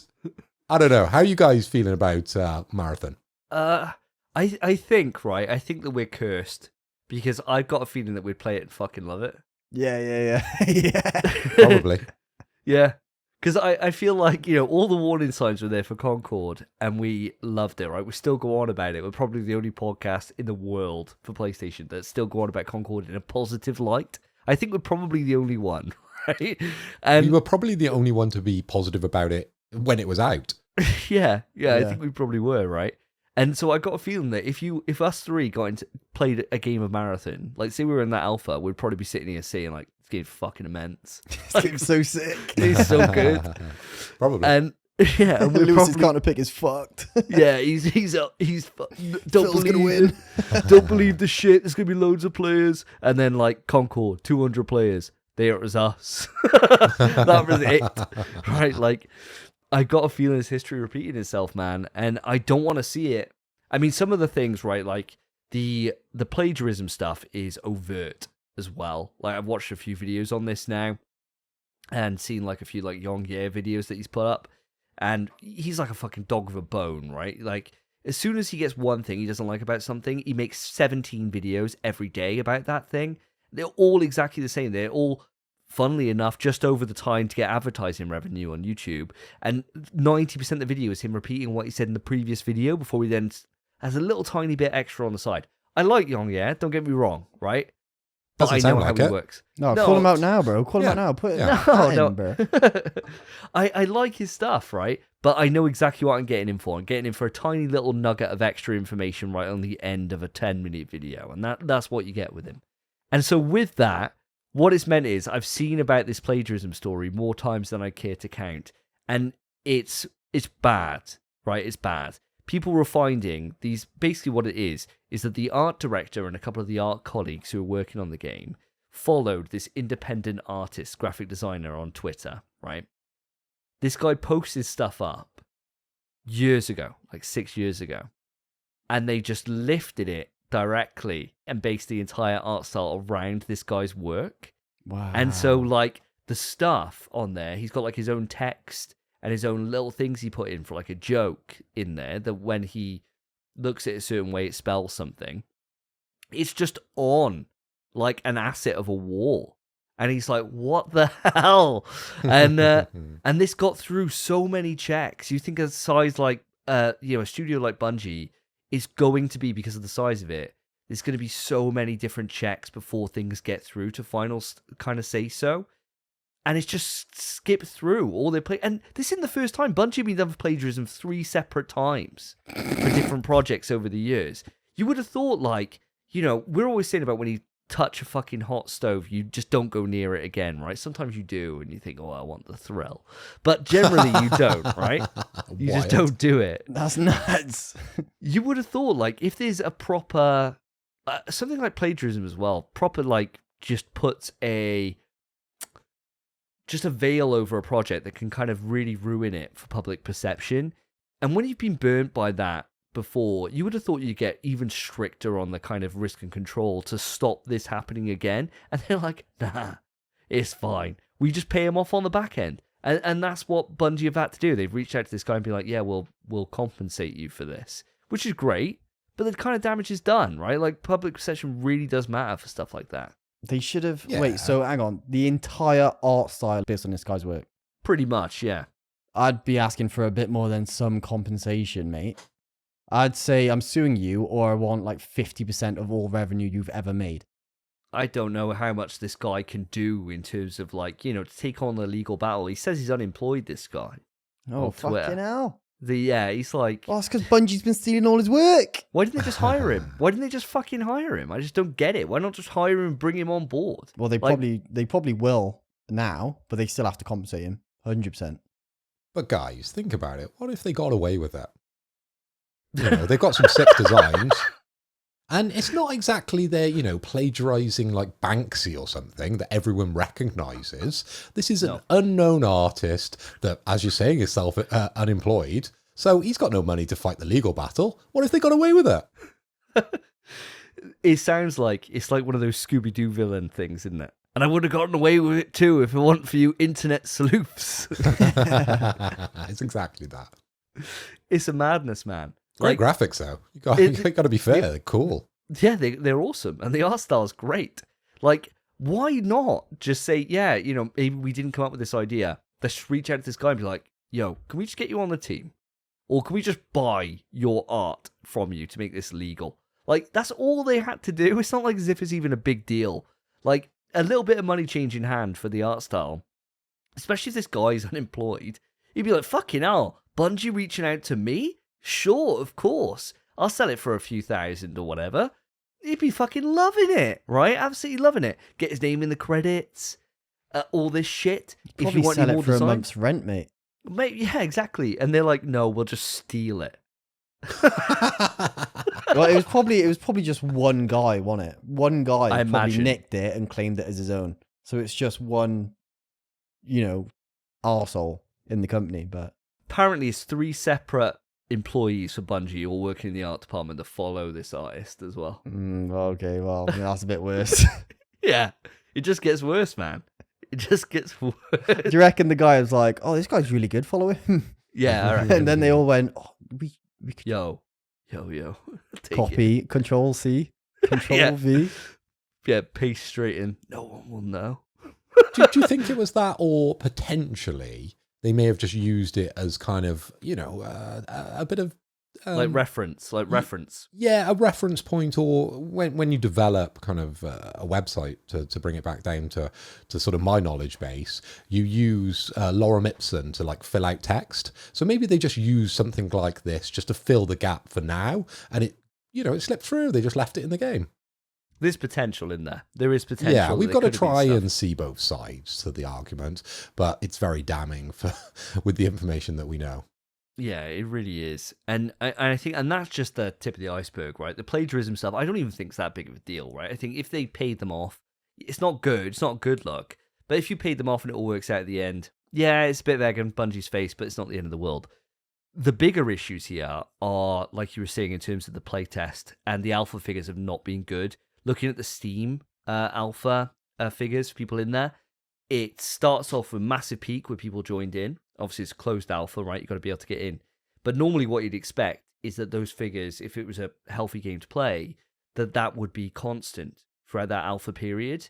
Or if anything, growing as they onboard more people into the alpha. Not the case. It was a big spike, and then after like 2 days, it's fucking gone. Like, nobody left in there. And that's a real, real worry bead, I think, for this game.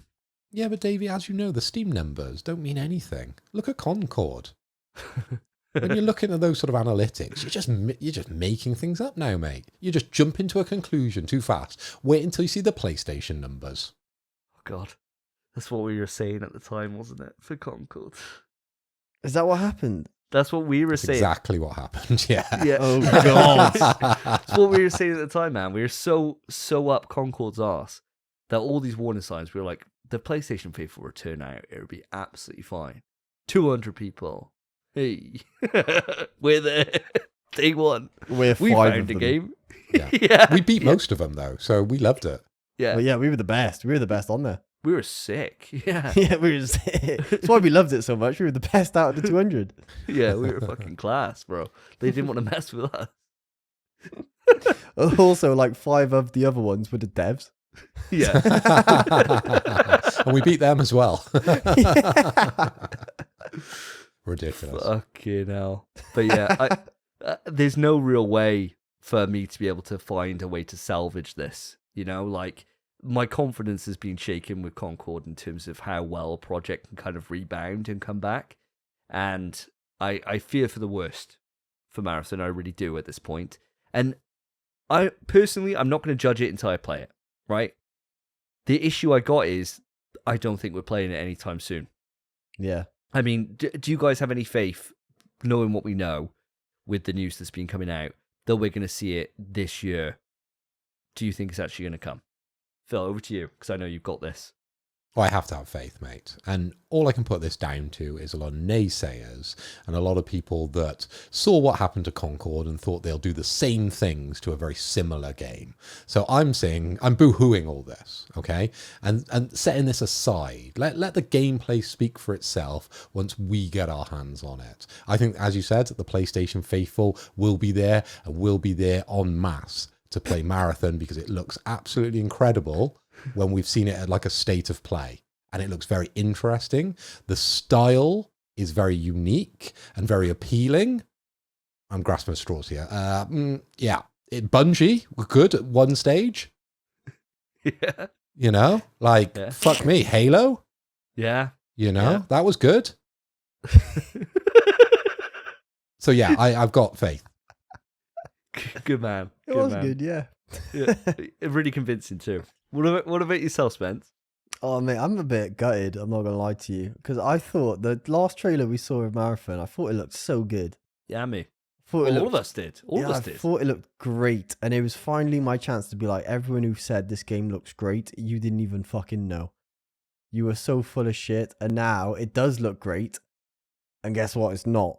So pie's in my fucking face, I suppose. I don't know. But yeah, I want it to release because I'm keen for it.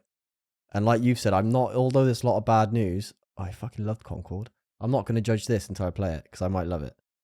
But it's bad. Yeah. I don't think we're seeing it. Ask me in like 2 weeks after Summer Game Fest. Yeah, exactly. I think it's the thing now, isn't it, that PlayStation have had like twitchy feet and twitchy fingers ever since Concord, right? They don't want that kind of to happen again. Yeah, lessons were learned, right? I don't even know if people are saying that they're playing it and it's not engaging as an extraction shooter, that it's not deep enough and it doesn't have as much complexity as it should for the genre, and they've watered it down too much. If people are saying that, how do you fix that? Like, I don't know how you do it. That's not like a simple tweak or a simple dial of a balance patch or something. No, but it can be though. It depends how they change it, because you got to think how much like Apex changes per season. Yes, it like the mechanics completely change and the gameplay completely changes. They could do something. They really could. It's not the end of the world that people think this now. It is fixable. It's just they need to go about fixing it the right way. Well, fingers crossed, mate. Fingers crossed. I think that's a nice little positive sentiment to end this on. And I'm hoping for the best, man. I really am. I really want to have a new shooter for us all to play. And if we got to wait until Battlefield for that, fine. Or the next COD, I'd like it to be Marathon. It looks really fucking cool. And I want to play it. I really, really do. Phil, I'm hoping for the best for you here, pal. I'm rooting for you, mate. I'm rooting for you. I'm hoping it comes out and it wins you the critic. Well, it comes out and it's like 100. Yeah, it comes out and like, they've had Jesus to make Christ. a new score, mate. Everyone was talking whack. This game's incredible. Imagine that. I mean, that would be great for both of us, to be fair. You need the points. It takes Lewis away is from quite Lewis. close. Yeah. So, Kirby, please don't come out. There's a lot of spinning plates here. Who knows? This could backfire bad on Lewis. My guess is saying it's not gonna. We'll wait and see. Should we move on, lads? Yeah, sad times. Back round to myself. So, I think I said last time it was my truth last time. So this is my lie. Or am I lying about that? I don't know. I can't remember. I once set fire to a rubbish bin. Oh, There you go. Fire-based today. Speaking of setting things on fire, PlayStation Stars. It's been a great journey on PlayStation Stars, and that journey is unfortunately coming to an end because PlayStation Stars is ending effective July 23rd. So, well.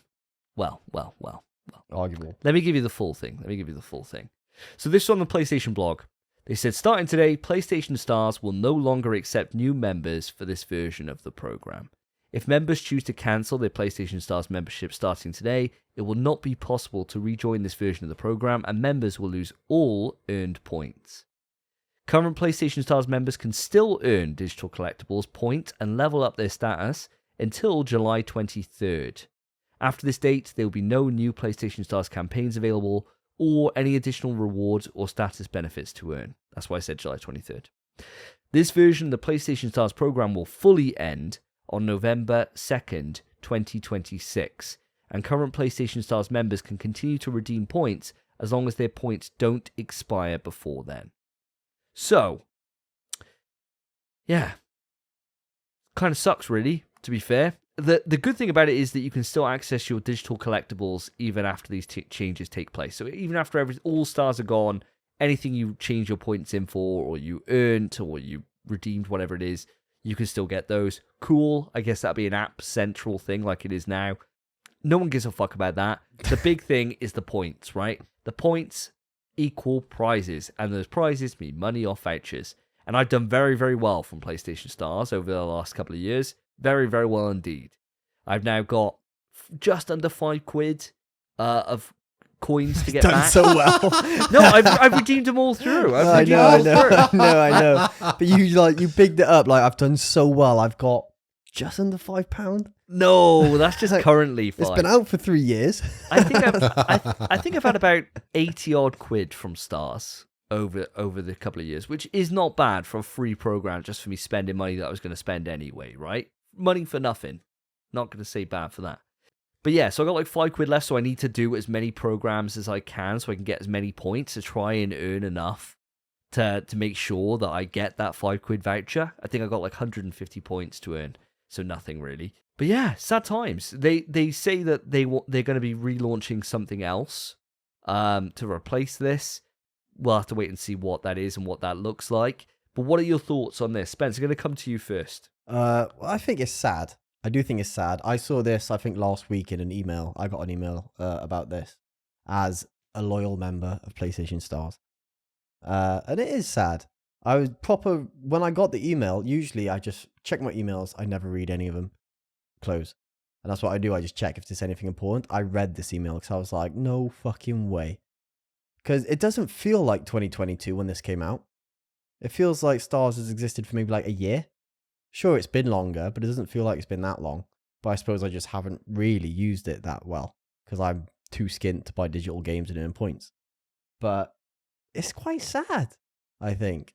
Loyalty program, I'm sure they're doing this because people are switching to digital and people earn more points than they expected people to earn. And a lot of people have got vouchers they didn't expect them to get. And they're like, oh, hold on.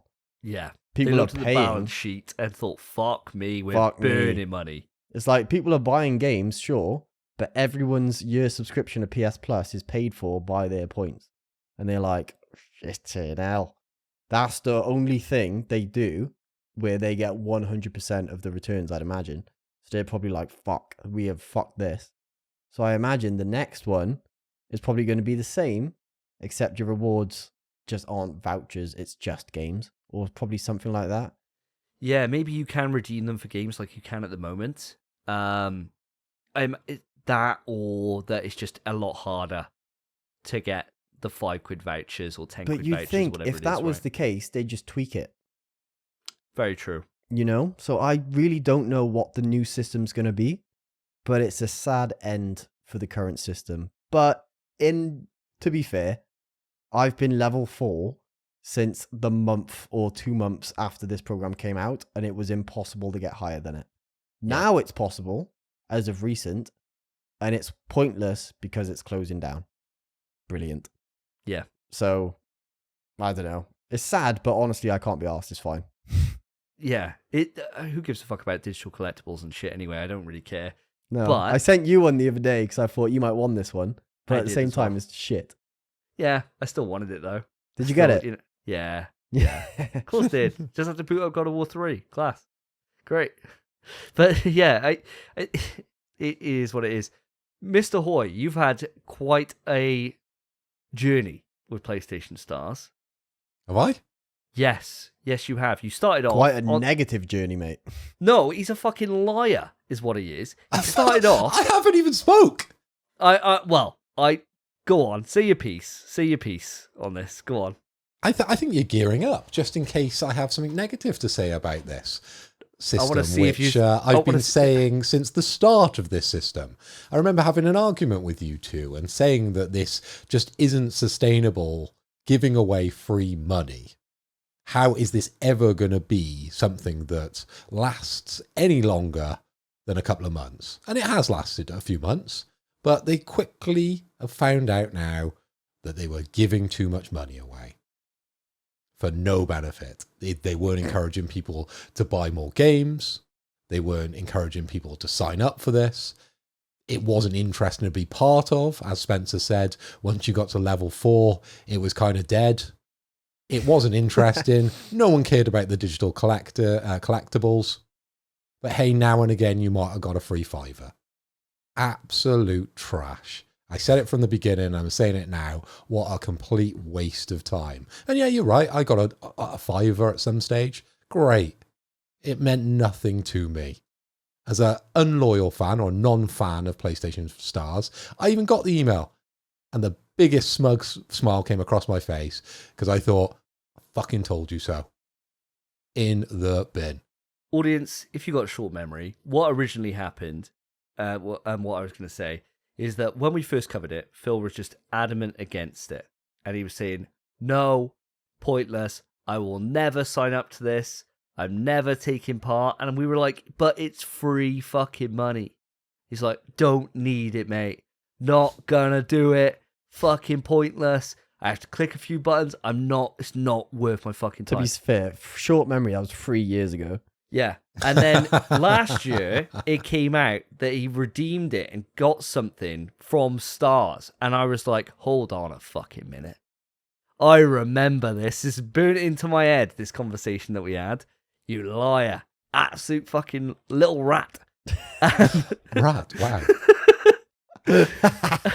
So this must And be a he was successful like, well, program. sorry. This must be a successful I did program do it. if I've, become a massive hypocrite and told you I would never do something, but I did it. So obviously it's a great system, isn't it? Because I signed up for it. I'm not defending it. I'm not defending Stars. It's got loads of problems.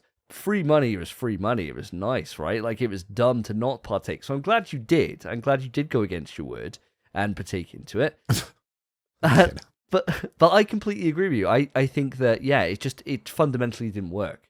I think the flaws that you pulled out are completely valid, and they are what they are. It didn't change anyone's behavior, right? It didn't make me go to, I'm going to stop buying physical. No, I just bought digital for the things I would have bought digital otherwise and got $5 back. Cheers. Like, it literally didn't do a goddamn thing that it needed to. I just don't want them to not do something now. Like, I want to see a new loyalty program. I want to have something because I'm kind of gotten used to having something, you know? And I think they're kind of in a they're fucked if they do, fucked if they don't situation now because, as we said many times before, having something free and taking it away sucks. You know, like PS3, we're still going on about PS3, the fact we got fucking online gaming for free and now we have to pay. And that's been like 15 years. You know? So they got to do something. You know, I wonder what it's going to be and if and what this program is set out to achieve because, as you quite rightly said, Phil, they definitely didn't achieve it on this one. Name me a loyalty scheme that you think is worth your loyalty. Club Card's pretty good. Club Card's Tesco. really good. Club Card's changed recently, though, hasn't it? But also, Still Club Card's slaps. Club not Card is- good in terms of loyalty. It's just good for the deals you get at the time. You don't really care about the vouchers you get.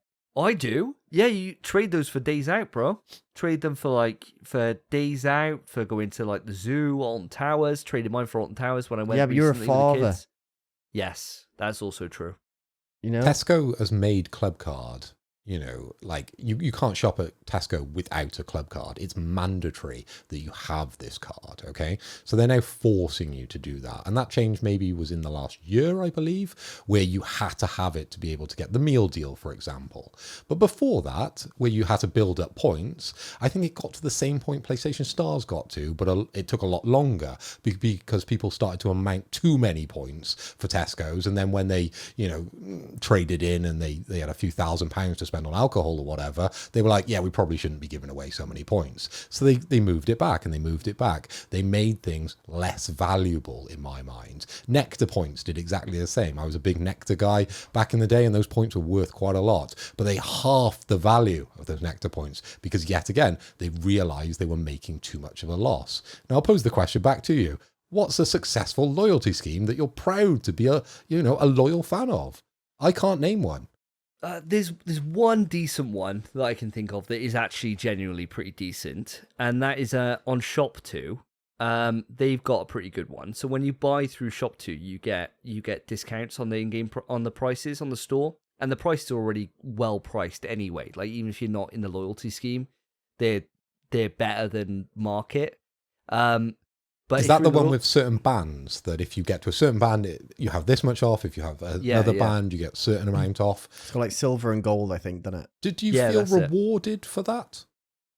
Or do you feel exploited? No, it encouraged me to spend more there because, like, when I do my PSN kind of hack, right, and I get my top up cards to be able to then do PSN for the next year and things like that, right? Like, I could have gone through. There was no price difference between going through CD Keys or going through Shop2, right? Like, no price difference. But I realized that it would bump my silver membership up to a gold, which then could be 5% off my next card purchases. And I was like, well, I might as well just do it through Shop2. So that did like influence my spending habit. And so I suppose that I would class that as a successful scheme because it actually got me to do something that it kind of set me out to do. But I mean, PlayStation Stars did to a certain point, right? I guess so. And if we're talking about like one-offs or like, because it didn't regularly change your spending habits. We've talked many times about where we buy games from, and Shop2 isn't your go-to.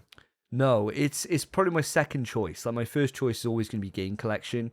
I just have not had a bad experience from them, whereas Shop2 has let me down on a pre-order before. And those kind of things, when you get let down by somebody, they don't really go away. You know, they kind of always stick in your mind.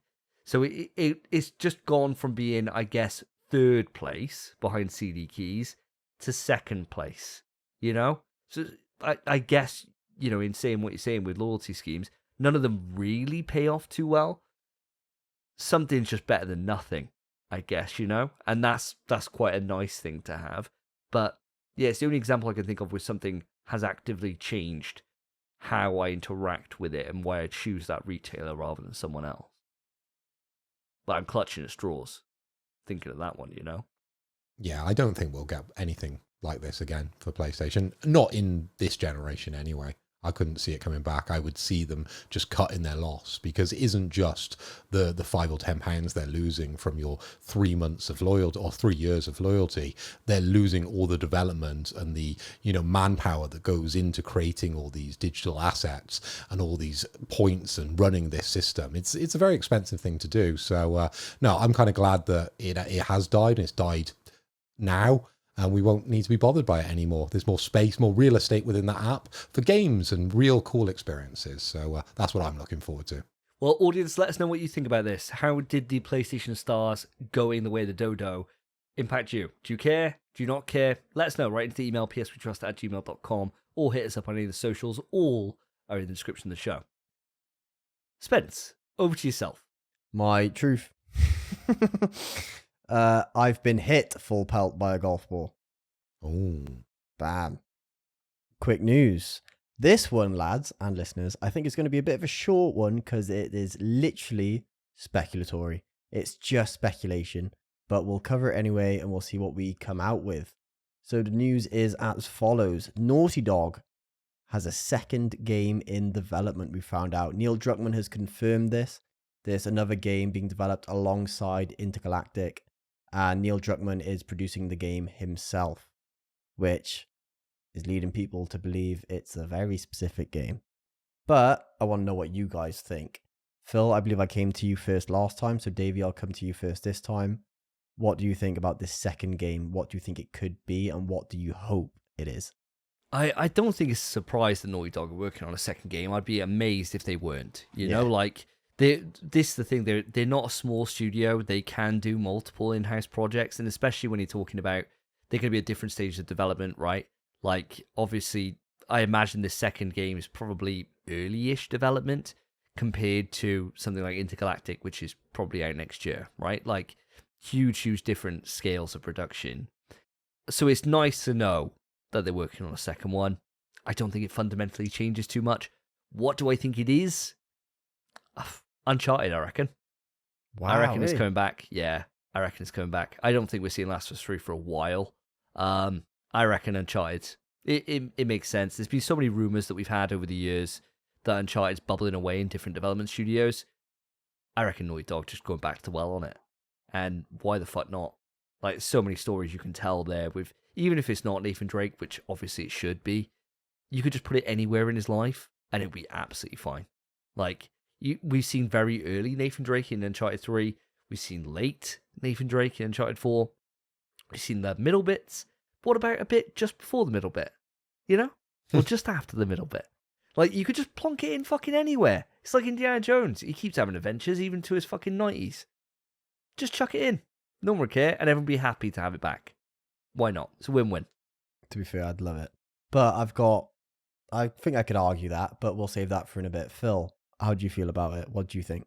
Well, it's hard to go off, a one-line rumour, because there's not much out there for this rumour other than what you've gone through with, the second game being developed alongside Intergalactic, and exactly what Davey said.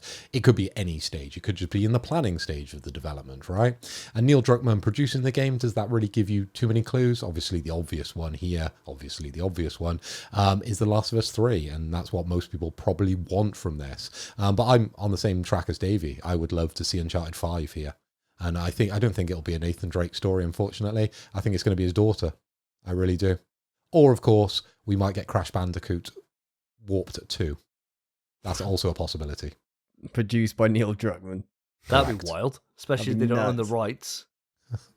They just get them back from Activision. Because they're like, yeah, Neil really wants to produce this. I think like, so. Yeah, no worries. No He worries. wants it to be a gripping story.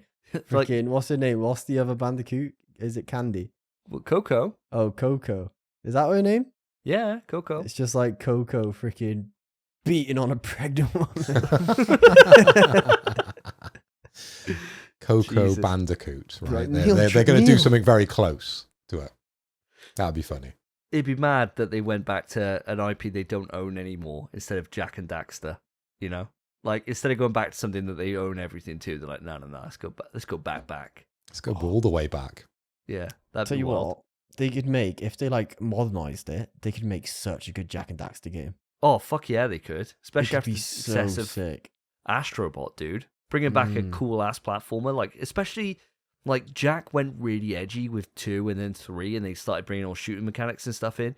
They took it back to just Jack and Daxter, which was my favorite, the first one. Just do that again. That game was great, man, on the PS2. Like, launch PS2 game. So good. I got the platty on that when it came out. I just did it all again. Brilliant game. Bring that back, dude. That's great. That's a great shout. So, Spence, you've heard mine and Phil's suggestions, very much tied up on this. How you feeling, mate?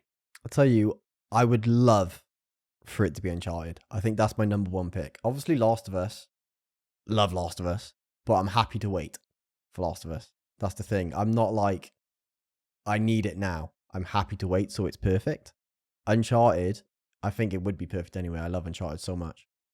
I'd love for it to be Uncharted, but I just can't imagine Neil producing it if it's Uncharted. Well, he did number 2, or was Did it he? number 3 he did? He did either 2 or 3. Yeah, he did one of them. I think it was 2 that Neil Druckmann did. Someone give me a Google on that. I don't have a fucking clue. Nothing else to do. So that's all. Ask Google.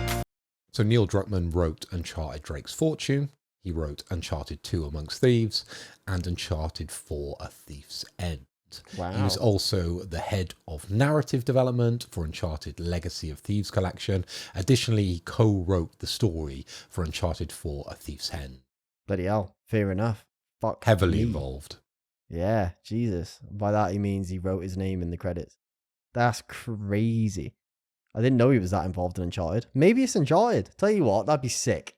I'd love for Uncharted to come back. I think I would honestly adore it, and it would be the push I need to go back and platinum the other ones. Because I've been desperate to do that, and I just haven't been able to because I've not had the time. I've got nothing but time. But I'm playing other games. Not really. It would be class if it was Uncharted, but I want it to be Last of Us. But I'd be happy for Uncharted. I'd be very happy. See, the thing that makes me feel it's not Last of Us is because why would he give up the directorial role Yeah. for Last of Us? Why would he for just his, be producing for his it? baby, especially for like a trilogy, right? Like, why not see through the final one? Like, he's directing episodes of the show. He directed, I think, the best episode of the last season. Don't know how much you've seen of season 2. I don't want to go into spoilers. I've seen none of it. Yeah, it's all right. But the it's not. I've seen all of it. I know what you mean. Yeah, it's not as good. Certainly not as good as the game. Definitely not mega step down in my opinion. But the best episode he directed, and the one that I thought was most like the game, and it was just insanely good. Why would you not direct the third? I don't understand. I don't understand why you would do that. Like, I get handing off projects, right, and like getting the new talent up. That's Uncharted for me. Is you can bring in a team to be able to do and you can shepherd that, but it doesn't need the hands-on approach. Whereas something like Last of Us, the amount of pressure it's going to have on it, on that Last of Us 3 project, why wouldn't you be all over that like a fly on shit, right? Like, I don't understand. And that's what makes me feel it's definitely not going to be Uncharted. Definitely not going to be Last of Us. I'll tell you right now why. It's because it's not Last of Us 3. It's a remake of the first Factions. No. Spence, let this die. Bro, Factions, that was different. They were trying to do Factions for Last of Us 2.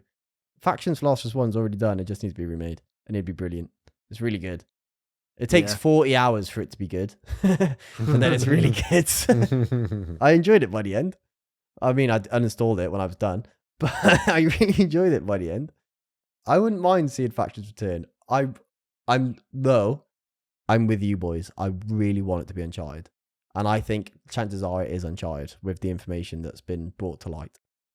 But again, speculation. This isn't really much of a quick news. We can't talk that much on it, even though we've somehow managed to. Well, considering all the problems, studios are having trying to formulate multiplayer games, I don't think Naughty Dog really want to put their toe in there, do they?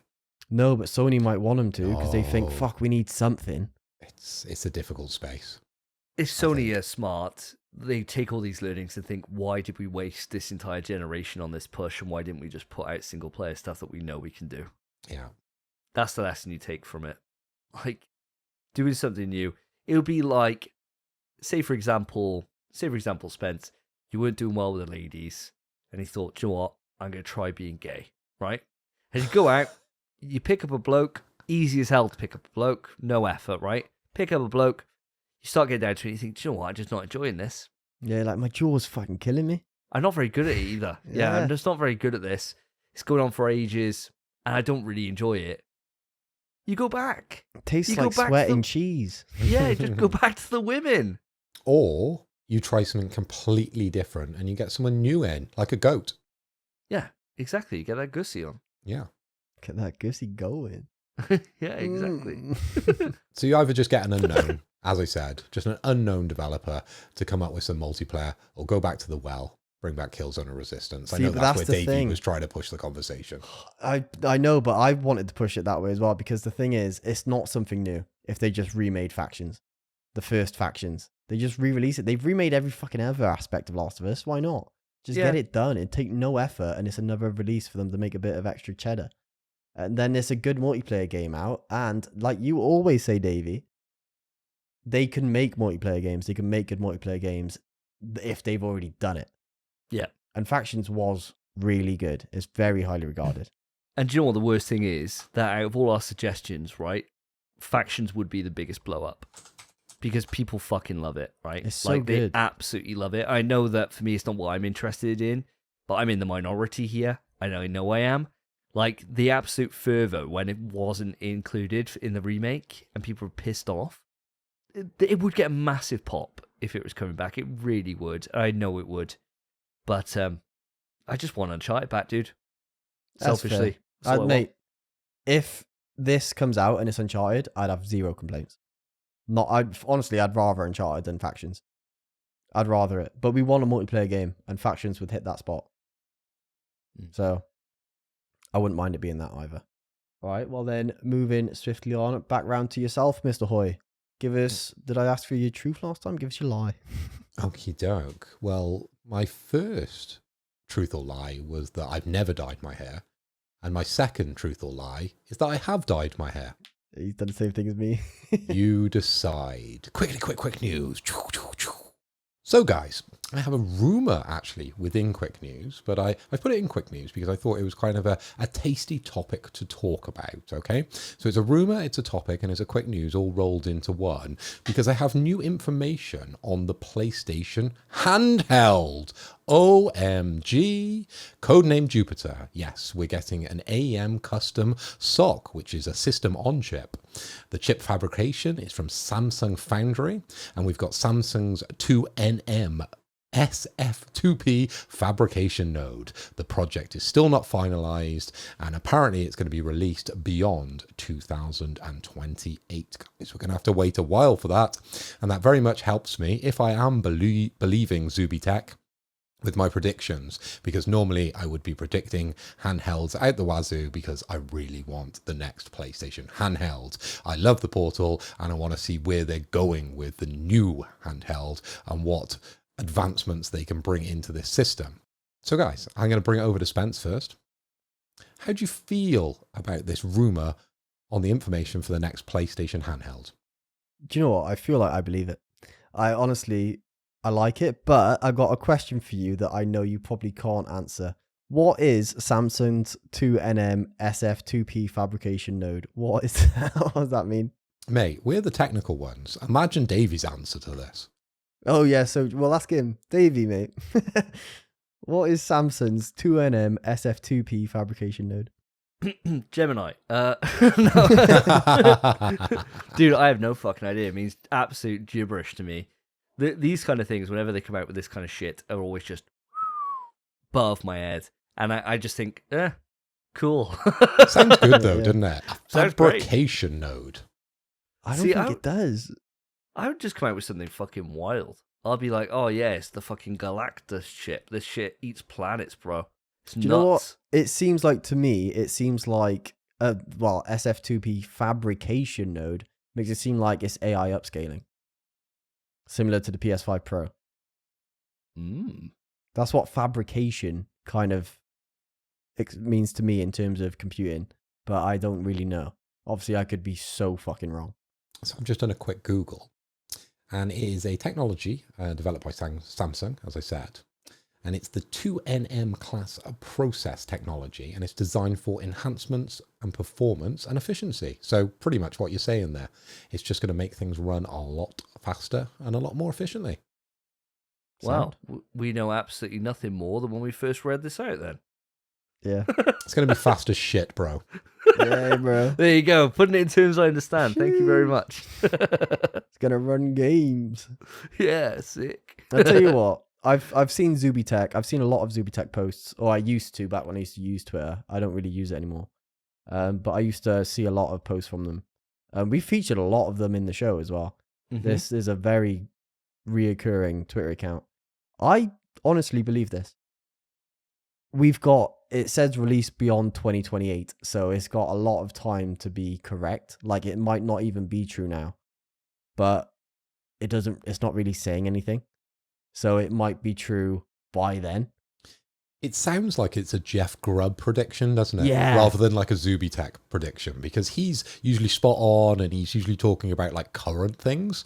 So it raises an eyebrow when it's him that's like giving this type of information out. And the more I've looked into it, the more it very much sounds like all this technology that Samsung is putting together is sort of focused towards something Sony, something PlayStation. So who knows what's on the horizon. But I want to know what Davey thinks of this. Are you excited by this? Or is it just something, as you said, just goes over your head and you're just like, well, when it comes out, I'll be excited, but that information doesn't really do it for me. Yeah, you're pretty much exactly right. This information really doesn't mean a goddamn diddly fuck to me. The thing that I'm interested in is the release date, right? I find that really interesting because 2028, you can assume the PS6 is out by then. I'm imagining we'll start seeing rumblings next year, and we're looking at a 2027 release, right, for a PS6, I would say. So we're talking about a year into the console's life by the time it comes out. And I think if we look at Sony's... If I was in Sony and I was looking at the balance sheets, I would be blown away by how successful the Portal has been and how much the public generally really enjoy the device, even though it's a half step towards a handheld device, right? And we've had quite a number of different rumors that have come up on the show about handhelds in the past. And the big thing always comes back to us being like, yes, yeah, we want one. We all want one. We love the Vita. We love the PSP. We love our portals. We want to be able to take our gaming on the go and to be able to do it. And it has to at least be performing at a PS4 Plus level, right? That's kind of all we're asking for all the time in this. The market is there for them to be able to do it. The market is crying out for it. The Switch does fucking stupid numbers because of its ability to be able to go back and forth. And the Portal's done very, very well, being just a half measure. If it was a full-blown able to play your games on the go device, not only would the Japanese market be fucking eating it up like cupcakes, right? The rest of the world are going to be interested too. They're going to be on the fucking money train with it. Why wouldn't you do it? It's been baffling to me that we haven't gone back to the handheld space since Vita. Yeah. And I think it's long overdue. It's long overdue. So I am all in for this. I am down as fuck if they actually manage to do one. And I believe it. I 100% believe it. Because I think the Portal was a good test bed. They've proven that people want it. Put the technologies there with the cloud-based gaming now that it wasn't years ago. Like the experience I'm having on my Portal and cloud-based gaming are incredible. It's so good. Even if it was just that kind of device, I'm down for it now. Whereas before I wasn't. So I don't even need it to do that much.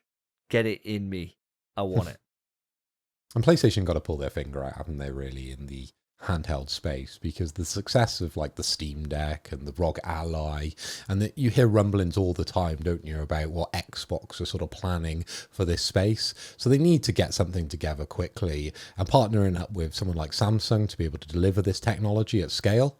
It excites me. It really, really does. And I'm always the one predicting the next Vita. So hopefully it's that. I honestly, I think I differ from you boys. Handhelds don't really exist at all anymore. They just don't. I know we have like, sure, you have like the ROG, you have like unofficial ones. Like there's no, the big three handhelds. There's no Xbox handheld, never really has been. There's no PlayStation handheld since the Vita because the Portal's a half step. And Nintendo, their main console, sure, you can take it on the go. It's a home device. How often are you playing it on the go? For kids, it might be a handheld. Ooh. And for some people, sure, majority of the time, it's in the dock. It is a home console. It's just a home console you can take on the move. A handheld, the thing with the Switch, and this is my point with it. Go on. Is the games aren't like proprietary games made for a handheld. They're games made for the Switch. If the PS6 is out and we have a handheld as well, similar to how you said with Stars taking away developers' attention, having to make the assets for it, stuff like that, developers would be having to make games for the handheld, which would ultimately be less successful than the main console. Yep. And that's not a market as much anymore. The DS doesn't exist. They're not making any more DSs, not making more DS games because the Switch is the main thing. That's their only console. Sure, it's a handheld, but it's all Nintendo has. That is it. And PlayStation and Xbox don't even enter the space anymore. Really, really good points. I think we talked about this a while ago on the podcast, right? And I think we came to a consensus. Be interesting if anyone's changed their stance on this, though. But from what I remember, our stance on this was that they need to be able to make it so it's got at a power level where it at least plays PS4 games, right? And that if it could play PS5 games too, class. But as long as it played PS4, it means you could play the majority of, like, the majority of this generation, to be fair, because most of it's on PS4. So you could play all those and just have them. Just download them onto the device and take them wherever you want to go. And we've all got fucking stupid backlogs of games. And then if it runs better than that, say, for example, it could play... Like, the Switch now doesn't even play at PS4 level. It's come out, the Switch 2, plays not even there at PS4. It's just about off. Right, it's like not quite there, but it's near as damn it. It's better in docked, not as good taking it on the go, and people are absolutely fine with that. I don't see why. For myself, I would have no issue in being able to download hundreds of games that I've got in my backlog that I've never played, and be able to download them onto that device, and then upscale them and make them look even better than they were. And maybe there's the odd game that comes out that's dual SKU that can work on both, because they're catering to the Switch 2 or something like that. Great, and I can take that on the go and download a specific version of that. I don't think it has to have its own games that are specific to that platform, because I think that's how you kill it. And I think that's what we decided before when we were talking about why the Vita failed and stuff like that, because you couldn't switch people away. They were making PS4 and PS3 games. They couldn't spend that time for that limited install base. But if you don't have to cater to that base because they've got their own versions of games that are already there, kind of problem solved. I think that's where we came to it last time. I agree with you. However, why would they bother doing that and making a console you can download games to when you can play all of those games on the portal? Because then you don't need an internet connection. And so it solves that entire issue that I had before I got indoctrinated into the portal. I think it would have the portal functionality built into it. I think it's a no-brainer now that that technology exists to just use that moving forward. I really do. But then that just makes the portal obsolete. I don't know. It's 2028. Yeah, It's the next gen, right? The next gen of it's basically the next Portal. We're going to get the Portal 2, basically. That's what we're getting. But it's a Portal 2 that can do all the things that we want our Portal to do now. But to think about this, right? I think this is the best way I can explain this. I don't think the DualSense is going to change. I think they've perfected their controller, and that's like similar to Xbox, where they have the same controller for this gen and last gen, because they nailed it.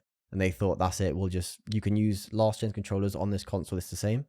I think it's going to be the same, but DualSense is going to be the same next gen as well. It's going to be the same controllers. We use the same ones. The PS Portal is just a streaming device. Literally, that's all it is. Why can't it play PS6 games? Well, it can, right? It could. It could. But the thing is, the Portal, when you put it in the places you want to be able to take it, you can't. Like, taking it on a bus. I got 4-hour bus journey, or a train journey, or a flight. And it's just, there's no point in taking it, because it just doesn't work, right? So to be able to download those games and have them natively on there, but then also to have that streaming for when you want to be able to, you got a stable internet connection, and you could just connect up to your PS6 and play those games like you do on the Portal now. That's what it needs to do. That's what it needs to do. If it can do that, it's solved every issue that the Portal has, and that is it. That is its market sell point. It's a Portal, but you can also download specific games onto it from these generations and take them on the go. That's it. And the problem you start to get when you start to play, higher power games on the go is the power consumption. I've realized that all too well recently when playing bigger games on the Steam Deck or playing on my ROG Flow when I've been away. The battery literally disappears. So what Sony could do here with Codename Jupiter is release a console that's able to play these games, but also, if you want to stream them, it's going to use less power.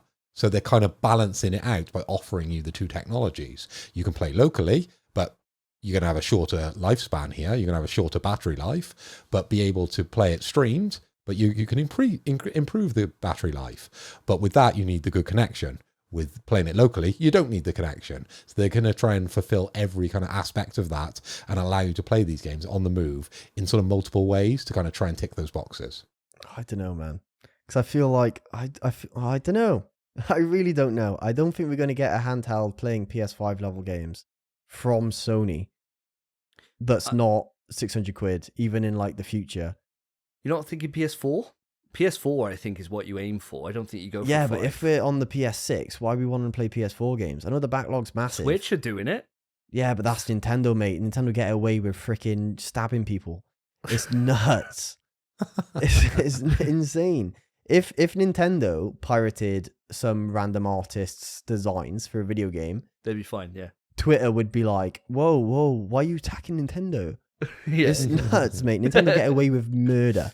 Literal murder. They can do anything because their target audience is children. That is why.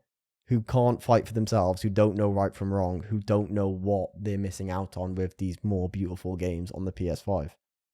I've kind of turned myself around. I think this might happen, but I don't see why. Because I think the Portal is basically everything we need for the future. Sure, there's hiccups, but that's when you pull out your Switch too. Yeah, but why? When you could just pull out when I could just literally just, dude, if I could load it up now, right, let's take this stance we are right now and go back. So, say for example, PS5, if I could load it up with a shitload of PS3 games and take that on the go, you bet your fucking arse I would. I would love to be sitting on a flight and to be like, do you know what? I've never played Sly. I'm going to download the PS1 classics for the Sly trilogy. I'm going to play those on the go. I would be fucking over the moon with that. I wouldn't look at it and be like, oh, this is a real limitation. I wish I could play PS4 games on this. No, I'd be like, well, that's what it does, and I can take it with me and play. Class. And I think in PS6, and granted, I may eat these words, I may be 2028 and be saying, why the fuck do I want to play them in PS4 games? But I'd be very shocked in myself because I know there's so many, and it's not like as if it looks bad. It's not like as if we're saying there's such a huge difference. Some of the games, Death Stranding I'm playing now at the moment, it's not that much different. Oh, mate, Lost compared was to too. what comes out now. Like Lost was too stunning. Yes, yeah, it is. I agree with it you, is. but I think when we get there, at post 2028, there's not even a date. This might be 2054. Who knows? Yeah, exactly. It's so ambiguous. It could be anything. But when we get there, I think, sure, people are going to want to play their older games, but that market is going to be so small that it's not worth making the handheld. Mm. So, I don't know. I think even if it does exist and it does come out post 2028, it's a niche product. And I think the Portal's just going to be superior to it anyway. But that's my piece. Fair enough. Well, we got a long time to sit on this anyway and to wait. And if there's one thing for certain, whenever there's hardware that leaks start coming out, if this is a leak, then we're going to see more. So we'll hold these thoughts, we'll move on, and wait and see, and hope to God this is a truth. But wait and see. So that wraps up our news, guys. Let's get into this then. Let's get into these truthful lies, shall we? In terms of mine, my two were I once burnt down a tree and I once set fire to a rubbish bin. Thoughts, guys? Any questions you want to ask? Why?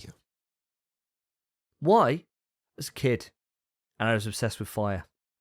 And so with the tree, it was a case that me and a few mates, we were 10, 11, something like that, just about to start secondary school. So I guess that's 11, right? And we were out setting fires at night in Caldecott. And there was a tree, and we filled the shoebox up with matches because we thought this would be cool. And they were like Navy matches, so they don't go out. And that's a nice little fact you chucked in there. Well, there you go.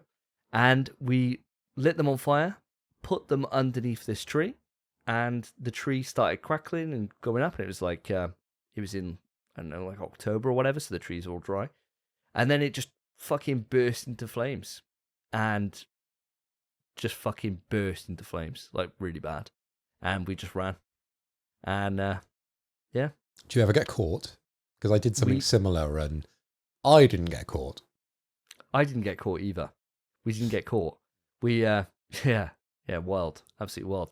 And with the rubbish bin, exactly the same thing. Literally just, that was, that was, it was this bad. You know those poop bins? Oh yeah. Dog poop bins? Yeah. Just, got there with a shitload of like newspaper, set it on fire, chucked it in. And fucked. Stunk, dude. And and yeah, that one just set fire, but you know, it didn't burn down. I don't have a question, by the way, because I think I already know which it is. Because I did the same thing. Oh. I remember setting a rubbish bin on fire and everyone panicking, being like, oh, it's gotten too big. And I had to piss on it to put it out. Oh, no. No way. Yeah. So I How'd remember, you get out there? I remember peeing and I was proper on my tippy toes, like trying to get over there. And I was like, because it's so hot. You're like trying not to. I remember it so vividly. There's 2 fields by my house and it was in between the 2 fields. I remember it and I was like, ah. So I reckon, I'm going to just say it now, no questions. I reckon rubbish bin. Is true or True. Rubbish bin true. Okay. What about yourself, Mr. Hoy? I think we've all done stuff like this, but my story is burning down a tree. So I'm going to have to go with tree. Trees are more appealing. They burn easier. When we did it, we created basically a bomb. We put a Lynx can inside kind of like a takeaway tray and like baked it with all these different things that would either explode or catch fire very easily. And it feels very premeditated, but it was someone's back garden fence. And yeah, it went up. Like you can imagine a backyard fence with conifers would go up. And it was, I remember the next day walking to school because I walked past this house that, yeah, we attacked. And it had burned down and it was all black. And I was thinking, fucking hell, because you don't really expect it to happen, right? You're kind of messing about, you think it's a bit funny. But yeah, we went way too far, unfortunately, with that one. And I personally never got caught. I was gonna, well, you've just admitted to arson. Yeah. Surely that statute of limitations is gone now, right? Surely they won't get you now. Game over. So, Phil, you are 100% right. It was, I burned down a tree. And so, yeah, so when you said about getting caught, the funny thing is, man, we had a proper close brush with it. So it went up. This was outside my school that I went to school in, this tree, right? In St. Mary's in Caldecott, you know, on the field there. I know. And it went up like a fucking inferno, bro. Like massive. It was a huge tree as well. And it was huge, towering flames coming off this. Like huge smoke plume. This is like, I don't know, 1 a.m, something like that. And the matches we'd use were ones from my mate's dad's boat that he had, like in the back garden. So these do not go out, these matches, right? And he had a fire extinguisher on there. And so we ran back, we grabbed the fire extinguisher, trying to put it out. We realized we'd gone too far. Yeah. Did nothing, right? And it was just a fucking blaze. And we're running back, and a policeman obviously must have been called or something. And I had the fire extinguisher behind my back, while the police officers chatting to us all, being like, lads, what are you doing out? And we're like, oh, we only live there. We're just going out for just a walk. We're having a sleepover in the back garden. And he's like, all right, lads, just be safe. Go back soon. We're like, okay. And get out, and we're like, oh my God. And I was like, my mom's going to kill me. My mom's going to kill me. Everyone's going to know. Everyone's going to know. We never got found out. And it was the most guilty I've been about anything for forever. And it was horrific. And it was fucked. The tree was just gone. It was cinders, man. And it's grown back now, like over all these years. But it was fucked for so many years. And I have to walk past it and be like, oh my God, I'm so bad. I'm so guilty about this. And yeah, there you go. Admitting to arson on the show. It's a new low. Whatever will get us views, right? yeah, exactly right. So Phil, you're +1 on this so far. Well done. Right then, let's go as you won. Let's go over to yourself, Mr. Hoy. Okay, so the truth or lie is that I've dyed my hair, and my truth or lie is that I haven't dyed my hair. And I want to come to Spencer first because, Davey, you've known me a lot longer than Spencer. So I'm not sure if you actually know the answer to this one. So let Spencer answer or ask his questions first. That's the thing. When you said your first bit, you said, before I've dyed my hair, I literally just looked at Davey because I thought he knows you. And I just looked at him, and Davey the whole time was like he had no idea. Proper trying to retrace his steps in his mind. Well, all I'm going to ask, what colour did you dye it, mate? So black mainly, because I've always had grey hair. So there was an element of putting darker dye on my hair. But I've also had bits of blonde, and I've also had orange. Oh, that's really thrown in the mix. Oh, I don't know if that makes me believe it more or less. I'm not going to lie to you. Oh, shit. It's the truth. It's a strange one, this, right? To be fair, Davey, mate, this is a fun game, truth or lie. I'm not going to lie. Maybe I will. Shit. Do you have questions, Davey, or is that just it? When did you dye your hair, mate? It was when I was in the band. That would be when you fucking dye your hair, I innit? was worried you were going to say that as well. Yeah, so obviously when you'd fucking say, I didn't know him. Didn't really know him. Or didn't know him at all. Shit. I'm glad you don't know this one. All right, hang It's on. made me So, quite happy. Davey, mate, have you ever dyed your hair? No, never. No, neither have I. See, the thing is, you don't know this about Phil. He was the most emo looking guy ever, right? Like, horrific. I've seen old pictures, mate. Like- I've seen old pictures, I know.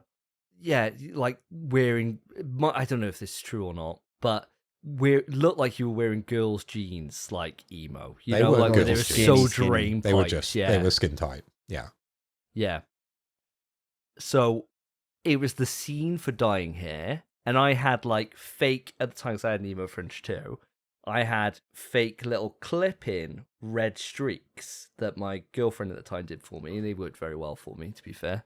Girls seem to like those. That's way more But- gay than dyeing your hair. Mega gay, yeah. That's way more gay. Oh, yeah, mega gay. But Phil... I never did that. Phil would... It wouldn't surprise me to know he did dye it. No, nor me. That's the But thing. the thing is, yeah, and it was fucking jet black, your hair. Like, That's the thing. I've seen old dyed, like, pictures. I black, remember. black. This is the only thing swaying my mind because I would assume you never have, but I've seen old pictures of you and I've seen you and I think that hair is so dark. Like mine. Mine's like pitch dark. Yeah. I Phil's will was say mega. I've always had like grey hair. It has been darker in the past, but I have always had elements of like grey in my hair, and that's throughout my life, and that is 100% truth. I haven't lied about that. You go, Spence. Give it a go. Oh, I was wrong last time. Fuck it. I'll say. Oh, I don't know, Phil. Fuck. We know nothing about each other. I'm going to go the opposite to whatever you say. All right, Just that's sound. because I don't know. I think just because, I don't know, man. I know what I want to say, but I don't know why I want to say it. Okay. I'm going to say, Like racism. no, I know why. He enjoys saying that. I know exactly why I say that. I'm going to say you dyed your hair. Okay. I'm going to go for the never dyed your hair then. Okay, well, this ties things up nicely because I have dyed my hair. Oh, fuck. Yes. Was it like jet black you dyed it? Was that all true? All three of those things? No, I never dyed it black. Oh. Did you not? Never dyed my hair black. But there is a strange story that me and Bin, you probably remember Bin, we got on a TV show called The Salon. Why isn't this on a truthful lie? Because I would never believe this. All right, I'd go on. never believe that. We ended up on a TV show, and we were the Welsh rockers on the TV show. Like it was like a really early reality show on Channel 4, and we got an opportunity to go there. I don't know how we got this opportunity, and me and Bin went on there, and yeah, the guy dyed my hair. Bin had Oh my God. dreadlocks, and 2003. He dyed my hair. It had like blonde streaks in it and had orange in it. And I remember going to see Incubus with Ben again because we were inseparable in those days. And I've got photos of me stood next to Brandon Boyd with like blonde and orange hair. Wow. Wow, mate. That's mental. Yeah. Oh, there you go. You learn something new every day, don't There you? you go. Truth or lie. Truth or lie. Spence, go on then. Give us your two. Okay, hang on. Before then, I'll tell you, I'm going to spend my life finding a picture of you on that show, by the way. Yeah, You- see if you like- can find it on YouTube. You won't find me. We weren't like main characters in it. No, but you were on the show. It was a bit like, First Dates, where they just have Yeah, loads of people on there. And then if you're interested, they put you in the show. We just weren't interested. Oh, so you just they filmed you, but you weren't included in the episode. I think there's like slight parts where we're in it or in the background. But like they would interview like celebrities. They had like a Welsh celebrity on there. And there was, I can't really remember, to be honest. I think there was a guy. What's the free Welsh feathers called? There's a name for it, isn't there? No Not a idea, fucking mate. clue, mate. Well, you're the Welsh ones. But Yeah, no idea, mate. I remember Yeah, I got no being interest. there and the guy was having that done as a mohawk, Oh, like- wow, that's cool. like hair that looked a little bit like that. But I remember it actually not looking at all like that. He just had 3 mohawks. It's weird looking at Weird free look. mohawk. Weird Yeah. look. But mine was Weird look. weird, to be fair. And I think the guy who cut my hair was Ozzy Osbourne's, I want to say, nephew. He was related to Ozzy Osbourne, the guy who cut my hair. Wow. Yeah. What the fuck?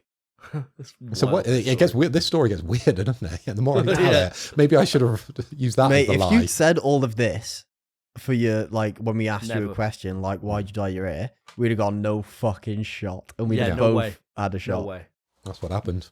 That's crazy. I'm gonna Madness. watch every episode of that show until I Go see for it. Go try I and will. find the Welsh episode. I Because will. it was specifically about people from Wales, and we got on because we were like a band, and like Cool looking. they wanted some alternative people on there at some point, right? And I had quite long hair, and I think Ben had long hair, and then, as I said, he got dreadlocks, and the guy cut my hair quite short but dyed it. We look good. Super salon. Okay, Well, I'll do that in my own time, but I'll find it. Some mint girls on that show as well, I will admit. I have no interest in that. Obviously, of course. for anyone of that's course. interested, viewers, listeners, if you go back to the salon, there was a girl called Brooke on that show, if I remember rightly. You remembers the name? It's just 2003, by the way. I know. I Yeah, know. she paid. Was she the reason why you then like went off bands and stuff and then realised there's girls, there's more to it than playing instruments? So the right? reason I was in can bands play was to something get else. girls. Yeah, Yeah. fair enough. You're already been bit by the bug. Mm. Go on there, Spence. Give us yours. Sure. So, I have been hit by a golf ball. I have hit someone with a golf ball, both full pelt. Okay. Any questions? Yeah. Where did you get hit? As in, like, location or body? I was thinking body, but both. Sure. So, it was on a par 3 in Ridgeway, and I Right. got hit literally dead center chest. Wow. Dead center chest. Why were you turning round? Well, how do you mean? Because the golf balls come from behind you. Well, we were playing as a group. Yeah. Me, Kyle, Dan, Jack, my friends. Jack was on the tee box and we were stood ahead of him stupidly, just on the right side. And it was literally a par 3, so it was only like 110 yards. He had a pitching wedge and he just knuckled it and sliced it right. So a pitching wedge is supposed to go high. It just went straight and just sliced right and hit me straight in the chest. And from then on, I've stood behind him when he swings. I think I got what I needed. Okay. And who did you hit with a golf ball? What happened? I was tell on me a that. par 3 in Ridgeway. Jack Jones was stood forward to the right of me, and I hit him straight in the chest. Again, was he turning around? It was exact same. I was taking my shot on the tee box. He was stood ahead of me, and I just knuckled it and sliced it with my pitching wedge, and it hit him straight in the center of the chest. You make it so hard, you do, Spence. I have to, Please. because the first one, I fucked up myself and just gave the points away. So at least for this episode, I have to.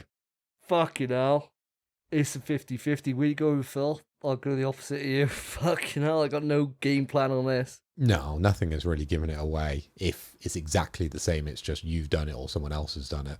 You know, I thought you turning around or you going ahead, because that's not usually what happens. You usually wait until everyone's teed off and then you would travel together, generally.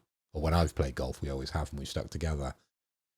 I'm going to say you hit someone as opposed to you got hit, because I've never... I think if you've got hit, you would have wanted to show us because it would be gnarly. So I think you hit someone. So you think the truth is that someone's full pelt with a golf ball?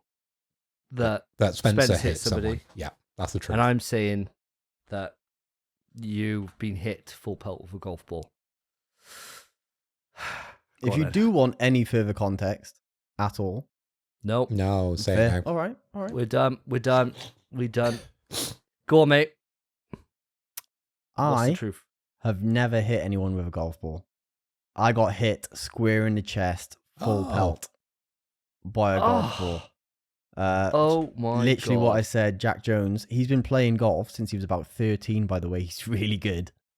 But the first time I've ever seen him miss a shot, and it ended up going straight at me. And it just hit me dead center straight in the chest. If it was like a few inches higher, my teeth would have been gone. Why have you never Fucking shown hell. us? Yeah, why didn't you told us this? I don't know. It seems a weird thing to miss out. Yeah, I don't know. Especially know. when we played Yeah. golf the other day. It was Yeah. just, Yeah, like why wouldn't that have come up in conversation? Yeah, that's what I was thinking. See, that's what I was worried putting this as my truthful lie, because I actually wrote this when we were doing what we've been playing. Start a show was when I wrote this down. So I did already have something prepared before we got the quick news. But I didn't know if I'd mentioned this to you boys or not. So that's why I was a bit worried putting it. But yeah, he just hit me square in the chest. It left like a red mark, but it didn't bruise. It was more like, Oh. because a golf ball's only like, it weighs an ounce. That's all it weighs. It kind of just like slapped me in the chest, but like I got knocked back. It was like, but it was like after 2 holes, the pain had gone. There was no bruise. It just kind of, Lucky it's like escape just then. getting slapped in the chest. But Mental. yeah, a few inches higher, I'd have lost my teeth. It was that dead center on me. It was perfectly in the middle of my chest. Well, speaking of people getting hit, all 3 of us this episode are taking a shot on the next one because we all had one right, one wrong. Damn. Oh. There it is, guys. So we each have a shot to take from episode 115 going into the big quiz on episode 120 or thereabouts. I've really enjoyed this. Fun game, as always, in golf terms. Fun game, good games, lads. But Is that golf terms? Not I at all. don't know. I don't know golf. Fun games, guys. That's a famous golf thing to say. Yeah, that's exactly what you do. A little clap at the end. Said Tiger Woods to Rory McIlroy. Good game, lads. GGs. Fun game. Fun game. Fun game, lads. Fun, look. Great time. Great time out by all. And with that, we'll move it on to the topic. Stop. Topic time. And here we are with the topic, and today's topic is an absolute goddamn juicer. It is safe, possible, crazy time, because we are here for the Summer Game Fest predictions. We famously do these predictions every single time it's a big a big conference, and we, by record, are pretty bad at them. And I've got a feeling today's going to be no exception. So, audience, if you're listening to this expecting to have some deep cuts, you're probably going to get them. If you're expecting things that are going to come true, probably best off listening somewhere else. These are things that may happen, but our track record tells us they're probably not. But before we get into those, I want to know your guys' excitement for the Summer Game Fest this year. Are you guys hyped for it? Are you pumped? What's your expectations going in? Phil, let's come across to yourself. So, Davey, my excitement level for the Summer Game Fest, I would say, is at an all-time high. Just purely because we haven't seen much for quite a while that I've been excited about, okay? And I've been let down a few times recently. If we go back to the last State of Play, what was that? Just Borderlands on April 30th. Brilliant. Before that, Monster Hunter Wilds. Gnarly. And we'd already seen Metal Gear Solid Delta, right? It was just boring. And then you have to go all the way back to 2023 for the PlayStation Showcase, where we got Fair Games, which we haven't heard any more about. Helldivers 2, granted, that was great. Concord, less said about that the better. And then Marvel Spider-Man 2, which was a bit of a letdown. So it's been quite a while since we've had anything really of substance. And there's quite a lot of games, and I keep going back to the Fantasy Critic, which I shouldn't do because I'm doing so badly, that I'm looking forward to. So yeah, an all-time high. I'm really excited for this. Cannot wait. Nice, mate. Oh, I'm glad to hear it. What about yourself, Spence? You following along suit? I don't give a shit, man. Really? I'm just not into, I don't know, I'm not into the gaming space at the moment, is my issue, which sucks because I'm on a fucking gaming podcast, obviously. But I don't know anything until I sit down and read the doc on the day of recording. I am not on social media at all. I'm not following any showcases. I didn't know the Borderlands showcase State of Play even happened. I knew it was announced, but I thought that was like in a few weeks. I didn't even know it happened. I am so out the loop of everything. I'm going to watch Summer Game Fest because I have to, because of this. And I'm sure I'll love it, because I always do. But in terms of what they'll show, honestly, I just don't even fucking know. Because I'm just not in the space at the moment. I'm just playing golf, man. I'm trying to play golf. Fair play, mate. Fair play. Well, I'm right up there with yourself, Mr. Hoy. I'm well excited. So next Friday is the big day. And what I really like is where we get on Discord together and kind of chat through and watch it. And so that's what I'm hoping to do with you guys. If you have me, I think I'll be around Karen's that night, so I won't be on video or anything. But I'll join on my phone, and like we did for the Game of the Year awards. I really enjoyed that, Phil. I thought it was class. So well up for doing that again. And Spence, if you want to join us, that'd be awesome as well. And sit down and kind of just listen to it and watch it all together and kind of get hyped. And hopefully there's some hype things, which obviously we're going to come to very quickly. But I'm right there with you. I'm really excited by it. I think this year is going to be a good one. And I think kind of has to be. There is this PlayStation showcase that's rumored to be coming before the end of the month. In June, we'll see. So that could temper the expectations for what Sony are going to show. But fuck Sony. I want to see what everyone else is cooking, you know? And that's the time to be able to see it. And there were some crazy announcements, like the Game Awards and last year's Summer Game Fest. So who knows, man? Sky's the limit, and I'm looking to see where the sky takes you guys today. So let's get into these predictions. Let's kick it off with a safe to start off with. So Spence, over to you. Give me your safe. Okay, so my safe, I think it's safe. I'm really not too sure because, like I've said, I've not been on social media. But Kyle, my friend, the one who his favorite game's Clear Obscure, he mentioned about a rumored Silent Hill 2 DLC coming soon. Because he said he needs it back off me because he wants to play the new DLC. But I've not heard fucking now about a new DLC, so I'm assuming this is where it's going to be shown. So I have no fucking clue. Maybe it's going to get shown. I think that's my safe. Fair enough. I think you'll let me have it. Yeah. No problem. Yeah. Run with it. Haven't heard a goddamn peep about that. I mean, I'll tell you right now, I don't know anything else. I'm not on anything, so I don't know. Spence just spitting stuff. Fair enough, mate. Yeah. All right. Yeah. Why not? Do you know, the worst thing is, last time he did something like this, he always does the best. Yeah. Last time I was like 2 for 3, I think. Yeah, 2 for 3. Yeah, which is fucking insane. So you can guarantee. And every time I shit on stuff, I say it's not happening, it does. Famously with Oblivion. So yeah, fuck it. Yeah, okay. I'll be excited to see that, mate. I ain't saying shit anymore. What about yourself, Mr. Hoy? What's your safe, pal? Well, I think it's pretty obvious. It's me. It's my whole personality. I think we're going to see something extra from Death Stranding. Now, the last time we saw it was at South by Southwest in March this year, and we got a 10-minute pre-order trailer. And that was quite extensive, really. So I don't think we're going to see a lot more action. If anything, we're not going to see any action, as we talked about earlier with Death Stranding. But I think we're going to see more, and I think Kojima is going to feature. I think you're going to see Kojima talk about Death Stranding, and I think that's the advancement that we're going to see, because I think it's pretty obvious it's going to be there, so I need to augment it slightly and say Kojima's going to be there as well. Okay? The question I want to ask to this, because obviously it's going to be there, right? And this is safe, so we've got to be little bit more specific. Do you think talk me through what they show. Is it like a gameplay trailer? Like full gameplay trailer? Like they do a delivery or whatever? And they talk you through some of the systems? Or is this like a kind of crazy trailer like we've had with the previous ones? I don't think we're going to get any more footage, as I said. I think all the stuff that we're going to get is going to be relatively similar. But I don't want to give you too many specifics because you're going to nail me on a specific and I'll lose it. Yep. So how many specifics do you want? I want to know broad strokes. What kind of thing? Broad strokes. So like, if I was I'm definitely not getting this right then. If I was to broad stroke it, I'd be like, oh, yeah, it's a gameplay trailer. Like we've had snippets of gameplay. It's a gameplay trailer.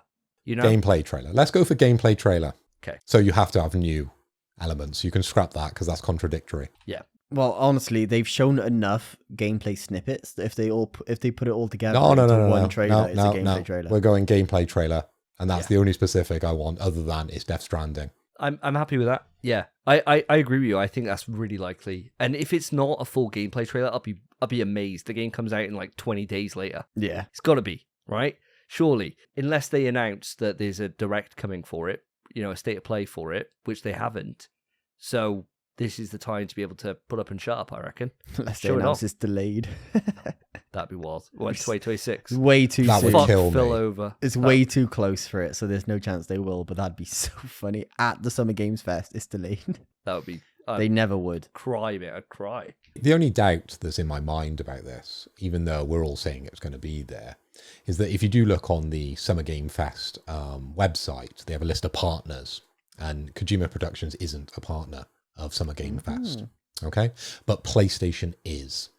And PlayStation have been leading now with a lot of their marketing efforts with Ghost of Yotai, Metal Gear, and Death Stranding. So I think it would come under PlayStation sort of area of interest at the Summer Games Fest.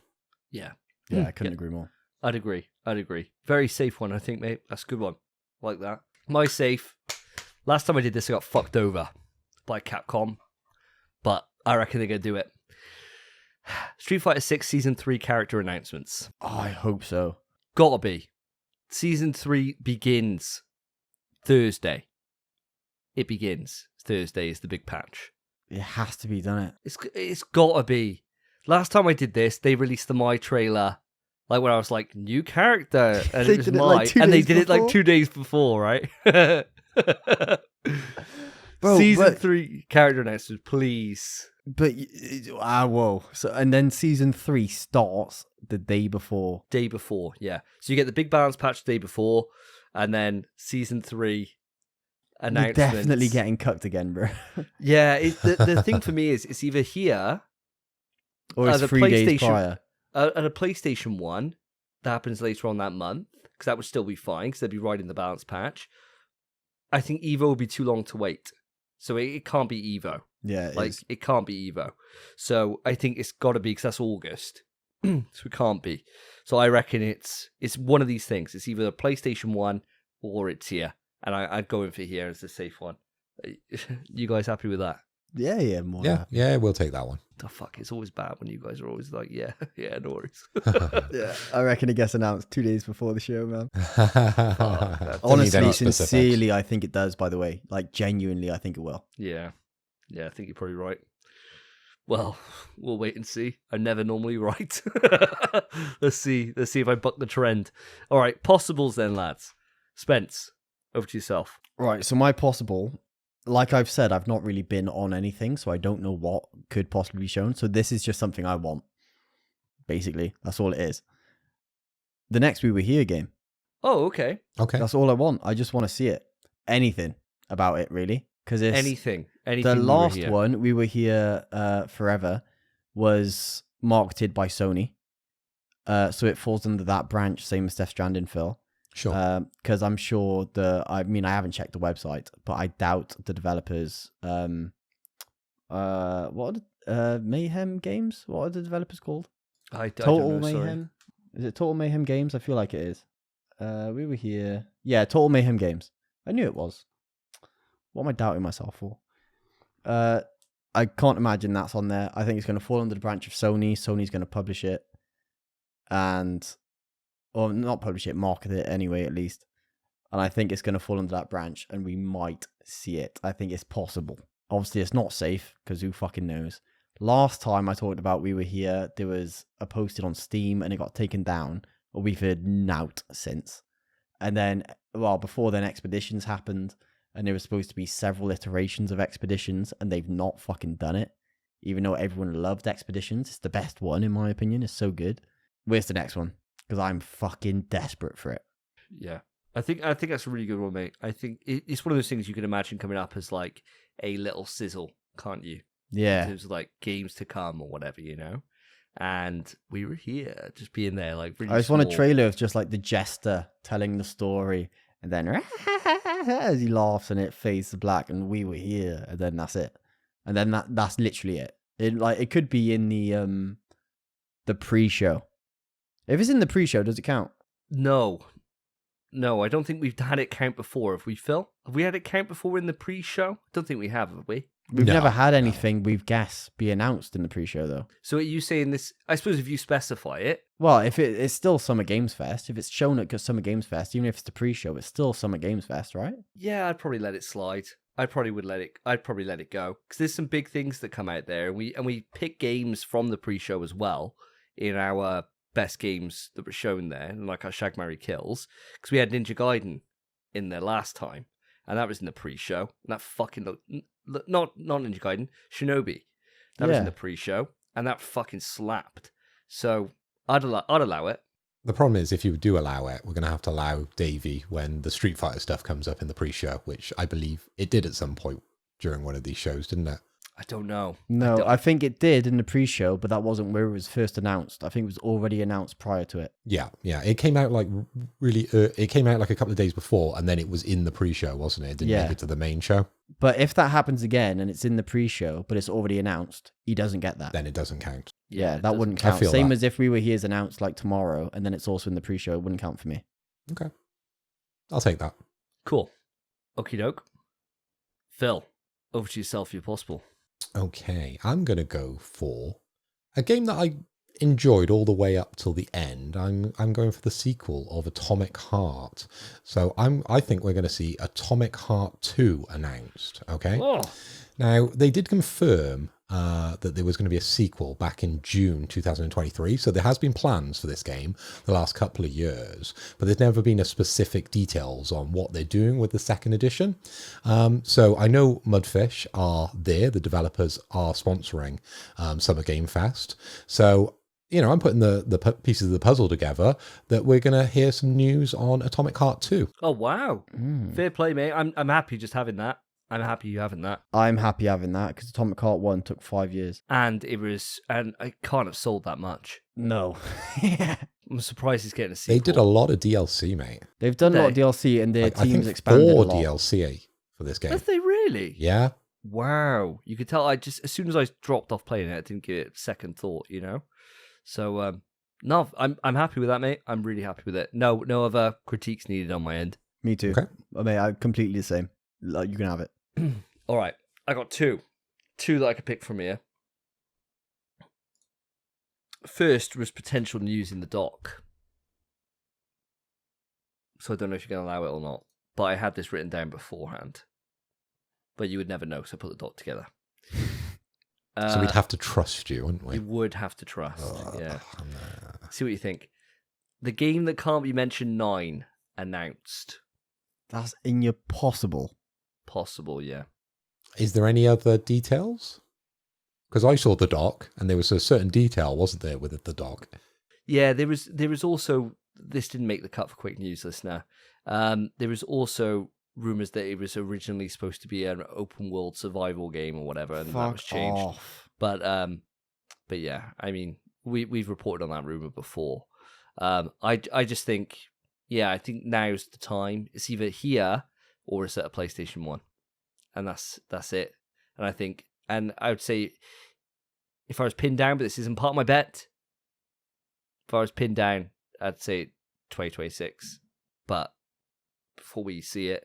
But that's not part of my thing. It's just RE9 announced. See, I'm going to say, because the rumors have been flowing for such a long time, RE9 would be fine as a safe. So I think if you'd have to include the date for it to be possible. A date? Like a year. Date. No, not just a year. You want a season. A season. Fall 2026. Oh no, give us a quarter. Give us a quarter. What if when it's announced it doesn't have that though? Do I still get it? No. No, bro, it's RE9. Oh, Capcom are there. What else are they there to show? Street Fighter. Street Fighter. Yeah, Street Fighter and Monster Hunter stuff. All right, I'm gonna go for my second one then. See if you prefer this. Judas Shown, dated Q4. I'll take Yeah? that one. Yeah, I'll much take better. that one.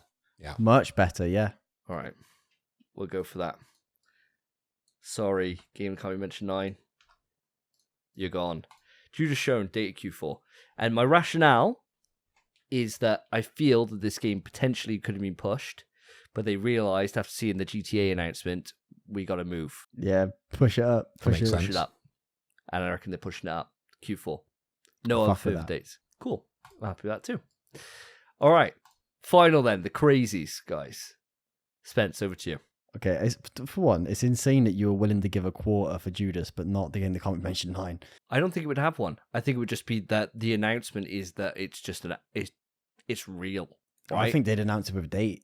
I don't think so. I think that normally what they do is they have like several trailers, very quick, sharp, and that you'd start sprinkling more details in. I suppose. I don't know. Well, my crazy. Go on And like I said, I don't know what's been announced, what's been rumored. I'm just going off gut.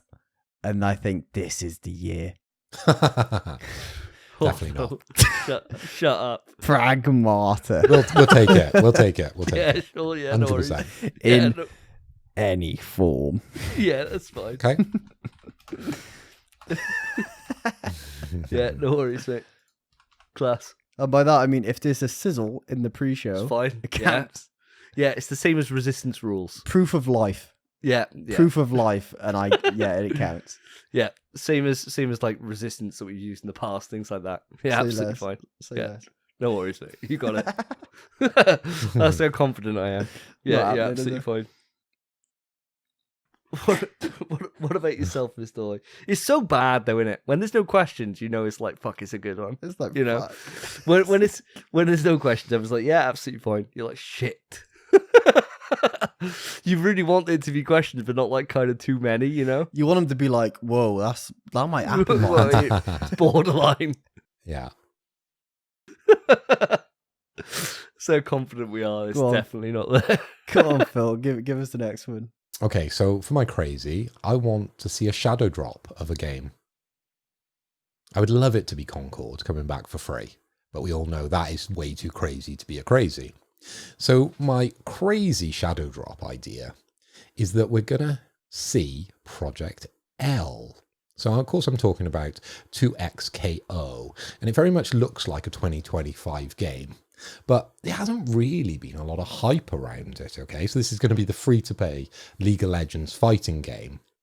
And I think if you're going to put it out in a place with a lot of eyes, and I'm not talking about EVO, of course it was playable at EVO 2024, which is the world's biggest fighting game tournament. It's already been there. And we had the play test during April. I think they need to get it out to more people. So if they're going to put it in a place where there's going to be lots of eyes, I think it's going to be the Summer Games Fest. And that's where we're going to see Project L or 2XKO, as it's known now. And so you're on about seeing it, but you reckon Shadow Drop released that day? Release that day. Fucking hell. I'll take that. I'll take that. They had their last beta didn't go too well, did it? They made loads of changes, didn't they? And people didn't like them. So I think it's still back in the lab cooking on this one. I'm happy with that. I think that's... It's got to come out this year. That's the thing with this game. Because it got first shown, I believe it was 2021. I think it was. It's been a long time development, right? And it's gone through a few changes, as you've said. And yeah, the last playtest wasn't as positive as the first playtest, but there has been a lot of positivity around the game. As I said, it was at EVO. They've been releasing certain aspects of the characters, sort of augmenting some of the functionality within the game, but it's there, it's polished, it's ready. I think we're going to see a version of this that is playable, is downloadable. As I said, it's a shadow drop, so you can download it that day to be able to play. I'm happy for that, man. I'm happy with that. Right, onto myself. My crazy. I got two that I could choose. So if you don't like the first, which I think you will like the first, But if you don't, I got backup, right? Go on then. New Smash announced. Wow. You don't think they do that at a direct? Nope. I reckon they do it here. First initial thing. Biggest, as Phil said, biggest audience. Massive pop. Everyone will be having reactions. Everyone go nuts in the crowd. It'd be wild. And then pull it out over time. A whole year's worth of marketing comes out sometime next year. I can't really see that happening, I'll be honest. Because it's not, isn't it Sakurai that does it? Yeah. Isn't it normally him Masahiro. that's very front and center with Smash? Now, I don't think we're going to see his face. No, he wouldn't show up anyway. He would never show up. He just wouldn't. When they do Nintendo Directs and he's in them, he records from his house. He doesn't. Yeah. He's like, nah, I ain't leaving. He's too like, busy. fuck this. I've done so much for you. You can come to me. He's like Yeah. fucking ordering his Specsavers. He's too busy. He's fucking too busy working 25-hour work days somehow. You know? The Salary man's man, just isn't he? fucking on it all He's the time. too busy making Kirby Air Ride. Yeah, hopefully he's not. Indeed. Yeah, that's Hopefully what he's he's not. working on. If you look at the sponsors, Nintendo Switch 2 is there. So I'd imagine that we would see, more from that. But I definitely can't see a Smash. So I'm happy to take that one, as is. How about you, Spence? I'm happy to take it, but I can see it is the thing. Because the issue is Smash has never been announced outside of a direct. But that's only Has it not? outside. Well, the only two have been 4 and 5, because prior to that they weren't announcements. Games just released. And the only thing is They were there was E3, bro. the thing is, Joker was first revealed at the Game Awards. His trailer, it was the opening of the Game Awards. Was Joker's trailer, and it was fire as well. To be fair, but. I don't know. I'll allow it. But I want it to happen so bad. That would be my fucking highlight easily. That'd be all of ours, surely. Nothing's beating that. It wouldn't be Phil's. Come on. The game that cannot be mentioned coming out. Yeah. Well, I'll allow it. Yeah, we don't need to hear your other one. We'll just go with that. All right. I'd like to hear your other one. All right. My other one was Hollow Knight Silk Song trailer, date announced. We should have said not allowed, and I haven't go with that. I'm not gonna lie to you, because that ain't happening. That is not happening. That's why it was crazy, man. But there you go. New Smash. So that brings an end to our Safe Possible Crazies. And Jesus Christ, if any of these come in, it's going to be a good old goddamn show. That's for... Oh, please. Please let us be right. Please. Imagine we had to. Imagine we had them all in. Can you imagine that? Like, it'd be the best show in fucking ever. Yeah, but there'd be a horrific big quiz. Yeah, it'd be so bad. It'd be absolutely so bad. We definitely wouldn't be getting a few points down us before recording, that's for damn sure. But I reached out to the audience to ask them if they came up with any suggestions for their Safe Possible Crazies. So let's move it over straight to them.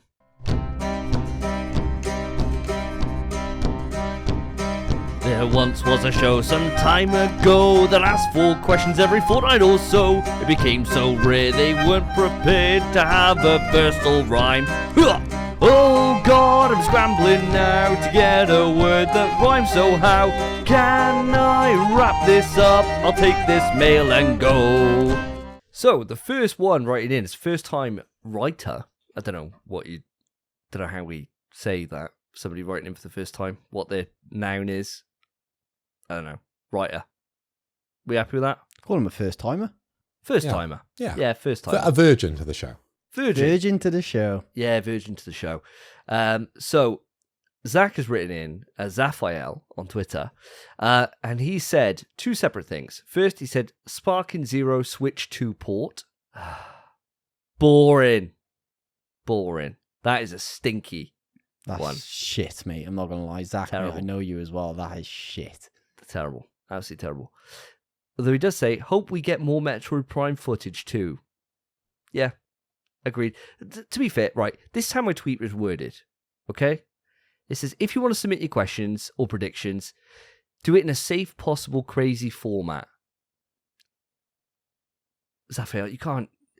Mate, I don't mean to put you down being a virgin in here, right? I'll give you a free pass being a virgin. If I was a prostitute, I'd let you hit for free, right? Virgin. One more time and you're getting the RAF. All right? First pass taken, submitted. Somebody who's had the first pass before and has learnt from it is Maloon, and he's done it properly.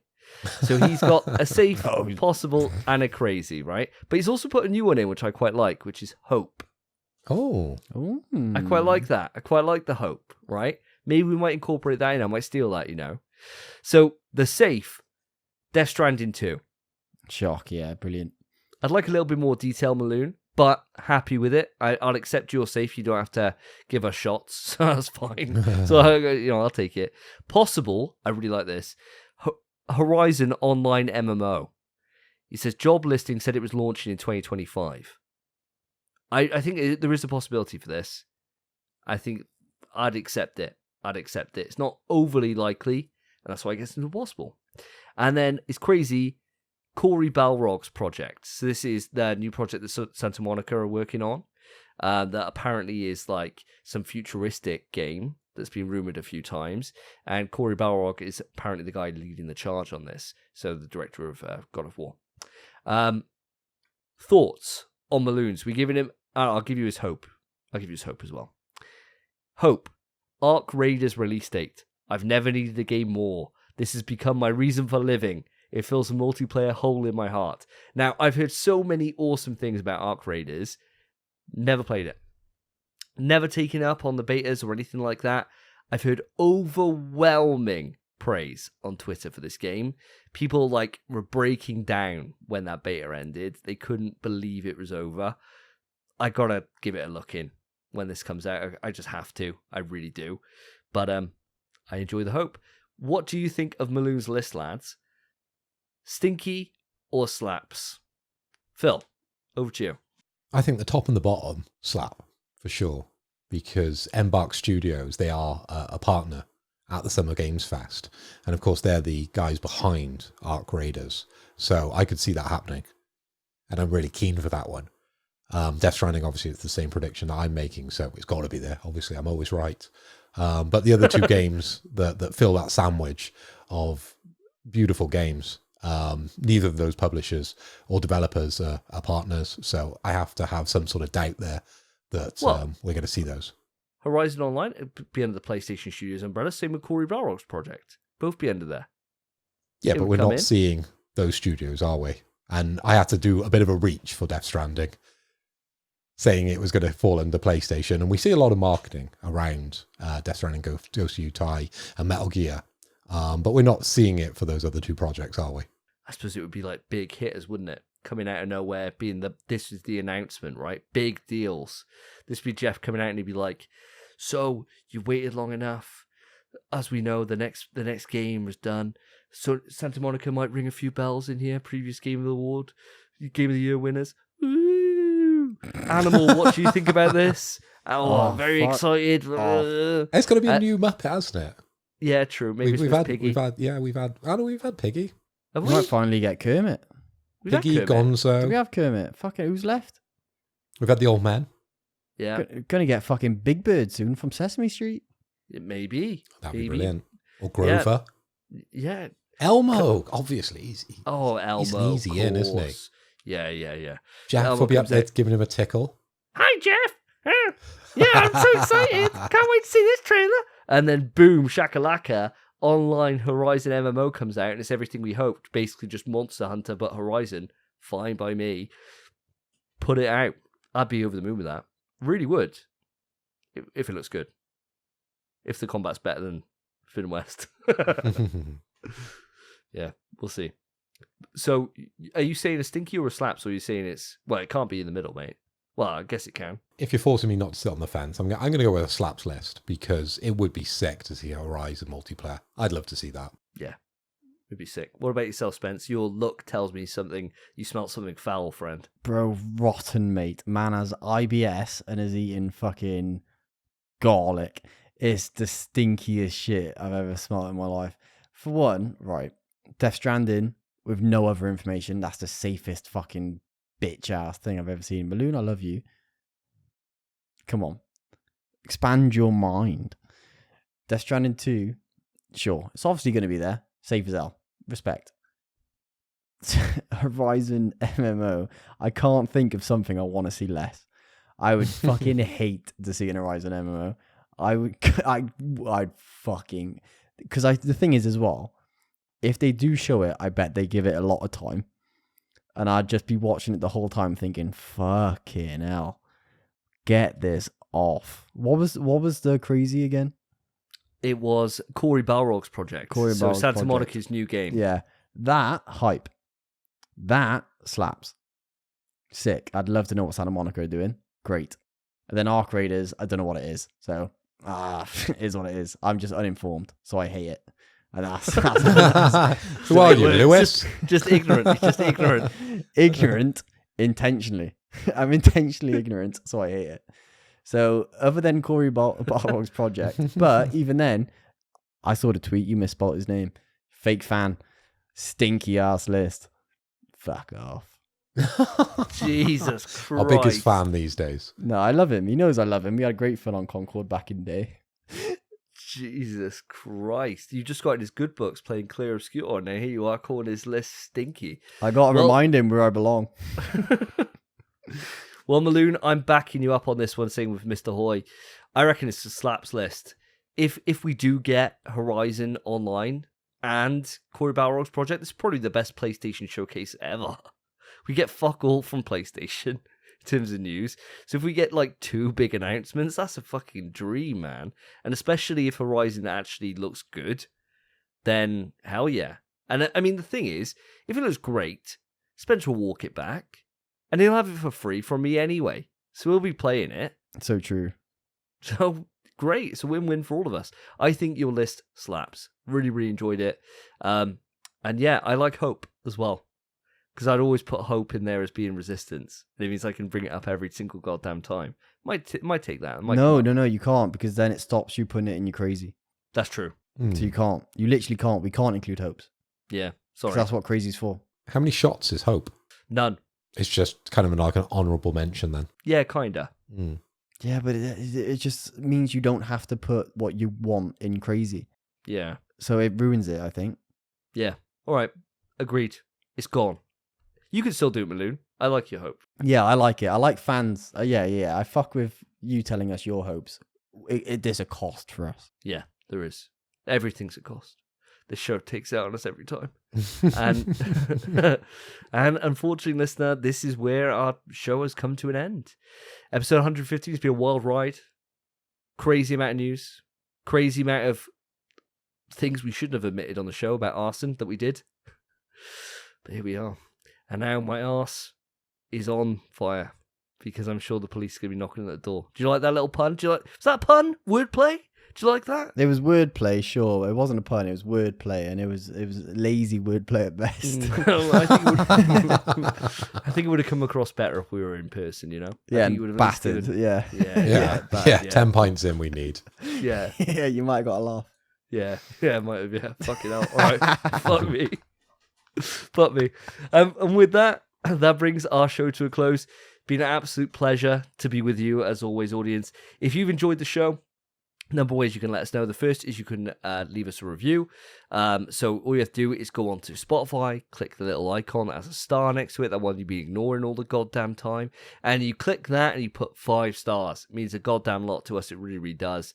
Thank you to all those that have done that already. Do appreciate you. There's hundreds more of you that haven't. It's no effort. I mean, literally 2 clicks. And then the one after to say confirm. 3 clicks max. Right? Like, it's no effort, dude. Just do it. Just do it. There's like 200 odd plus on Spotify alone that listen, let alone everywhere else. Just click the bloody things. Just do it, for God's sake. Especially if you've got ear. Just do it. If you're on podcasts anywhere else, I don't care. You're fine. Don't have to worry Do about what you it. like, yeah. Yeah, do what you want. If that means you move over from Spotify, I won't be happy. All right? I'll come for you. Whichever one's doing the best, we'll go for you. And of course, if you're on YouTube, then you can put a like on the video, subscribe to the channel, and put a comment on all the different things we discussed today. Let us know. Phil looks after the comments. If you go for us in there, Phil does not hold back. There will be blood, and it will be yours. Just warning you now. Comments on Spotify, I do those, and I'm generally quite nice. even if you say we swear too much. I'm generally quite polite. Don't test me though. Don't test me. Polite to your face. Yeah, on the show, yeah, we absolutely rip the shit out of you. But on there, I'd say, well, thank you for your time. I'm glad you checked out the show. Sorry, it's not for you. And then when we get on, we spend 10 minutes ripping the fuck out of you. Yeah. And then when we're at the pub after, we rip. Oh, it's bad. Yeah, Man, it's bad. Yeah, nobody bad. wants to hear that.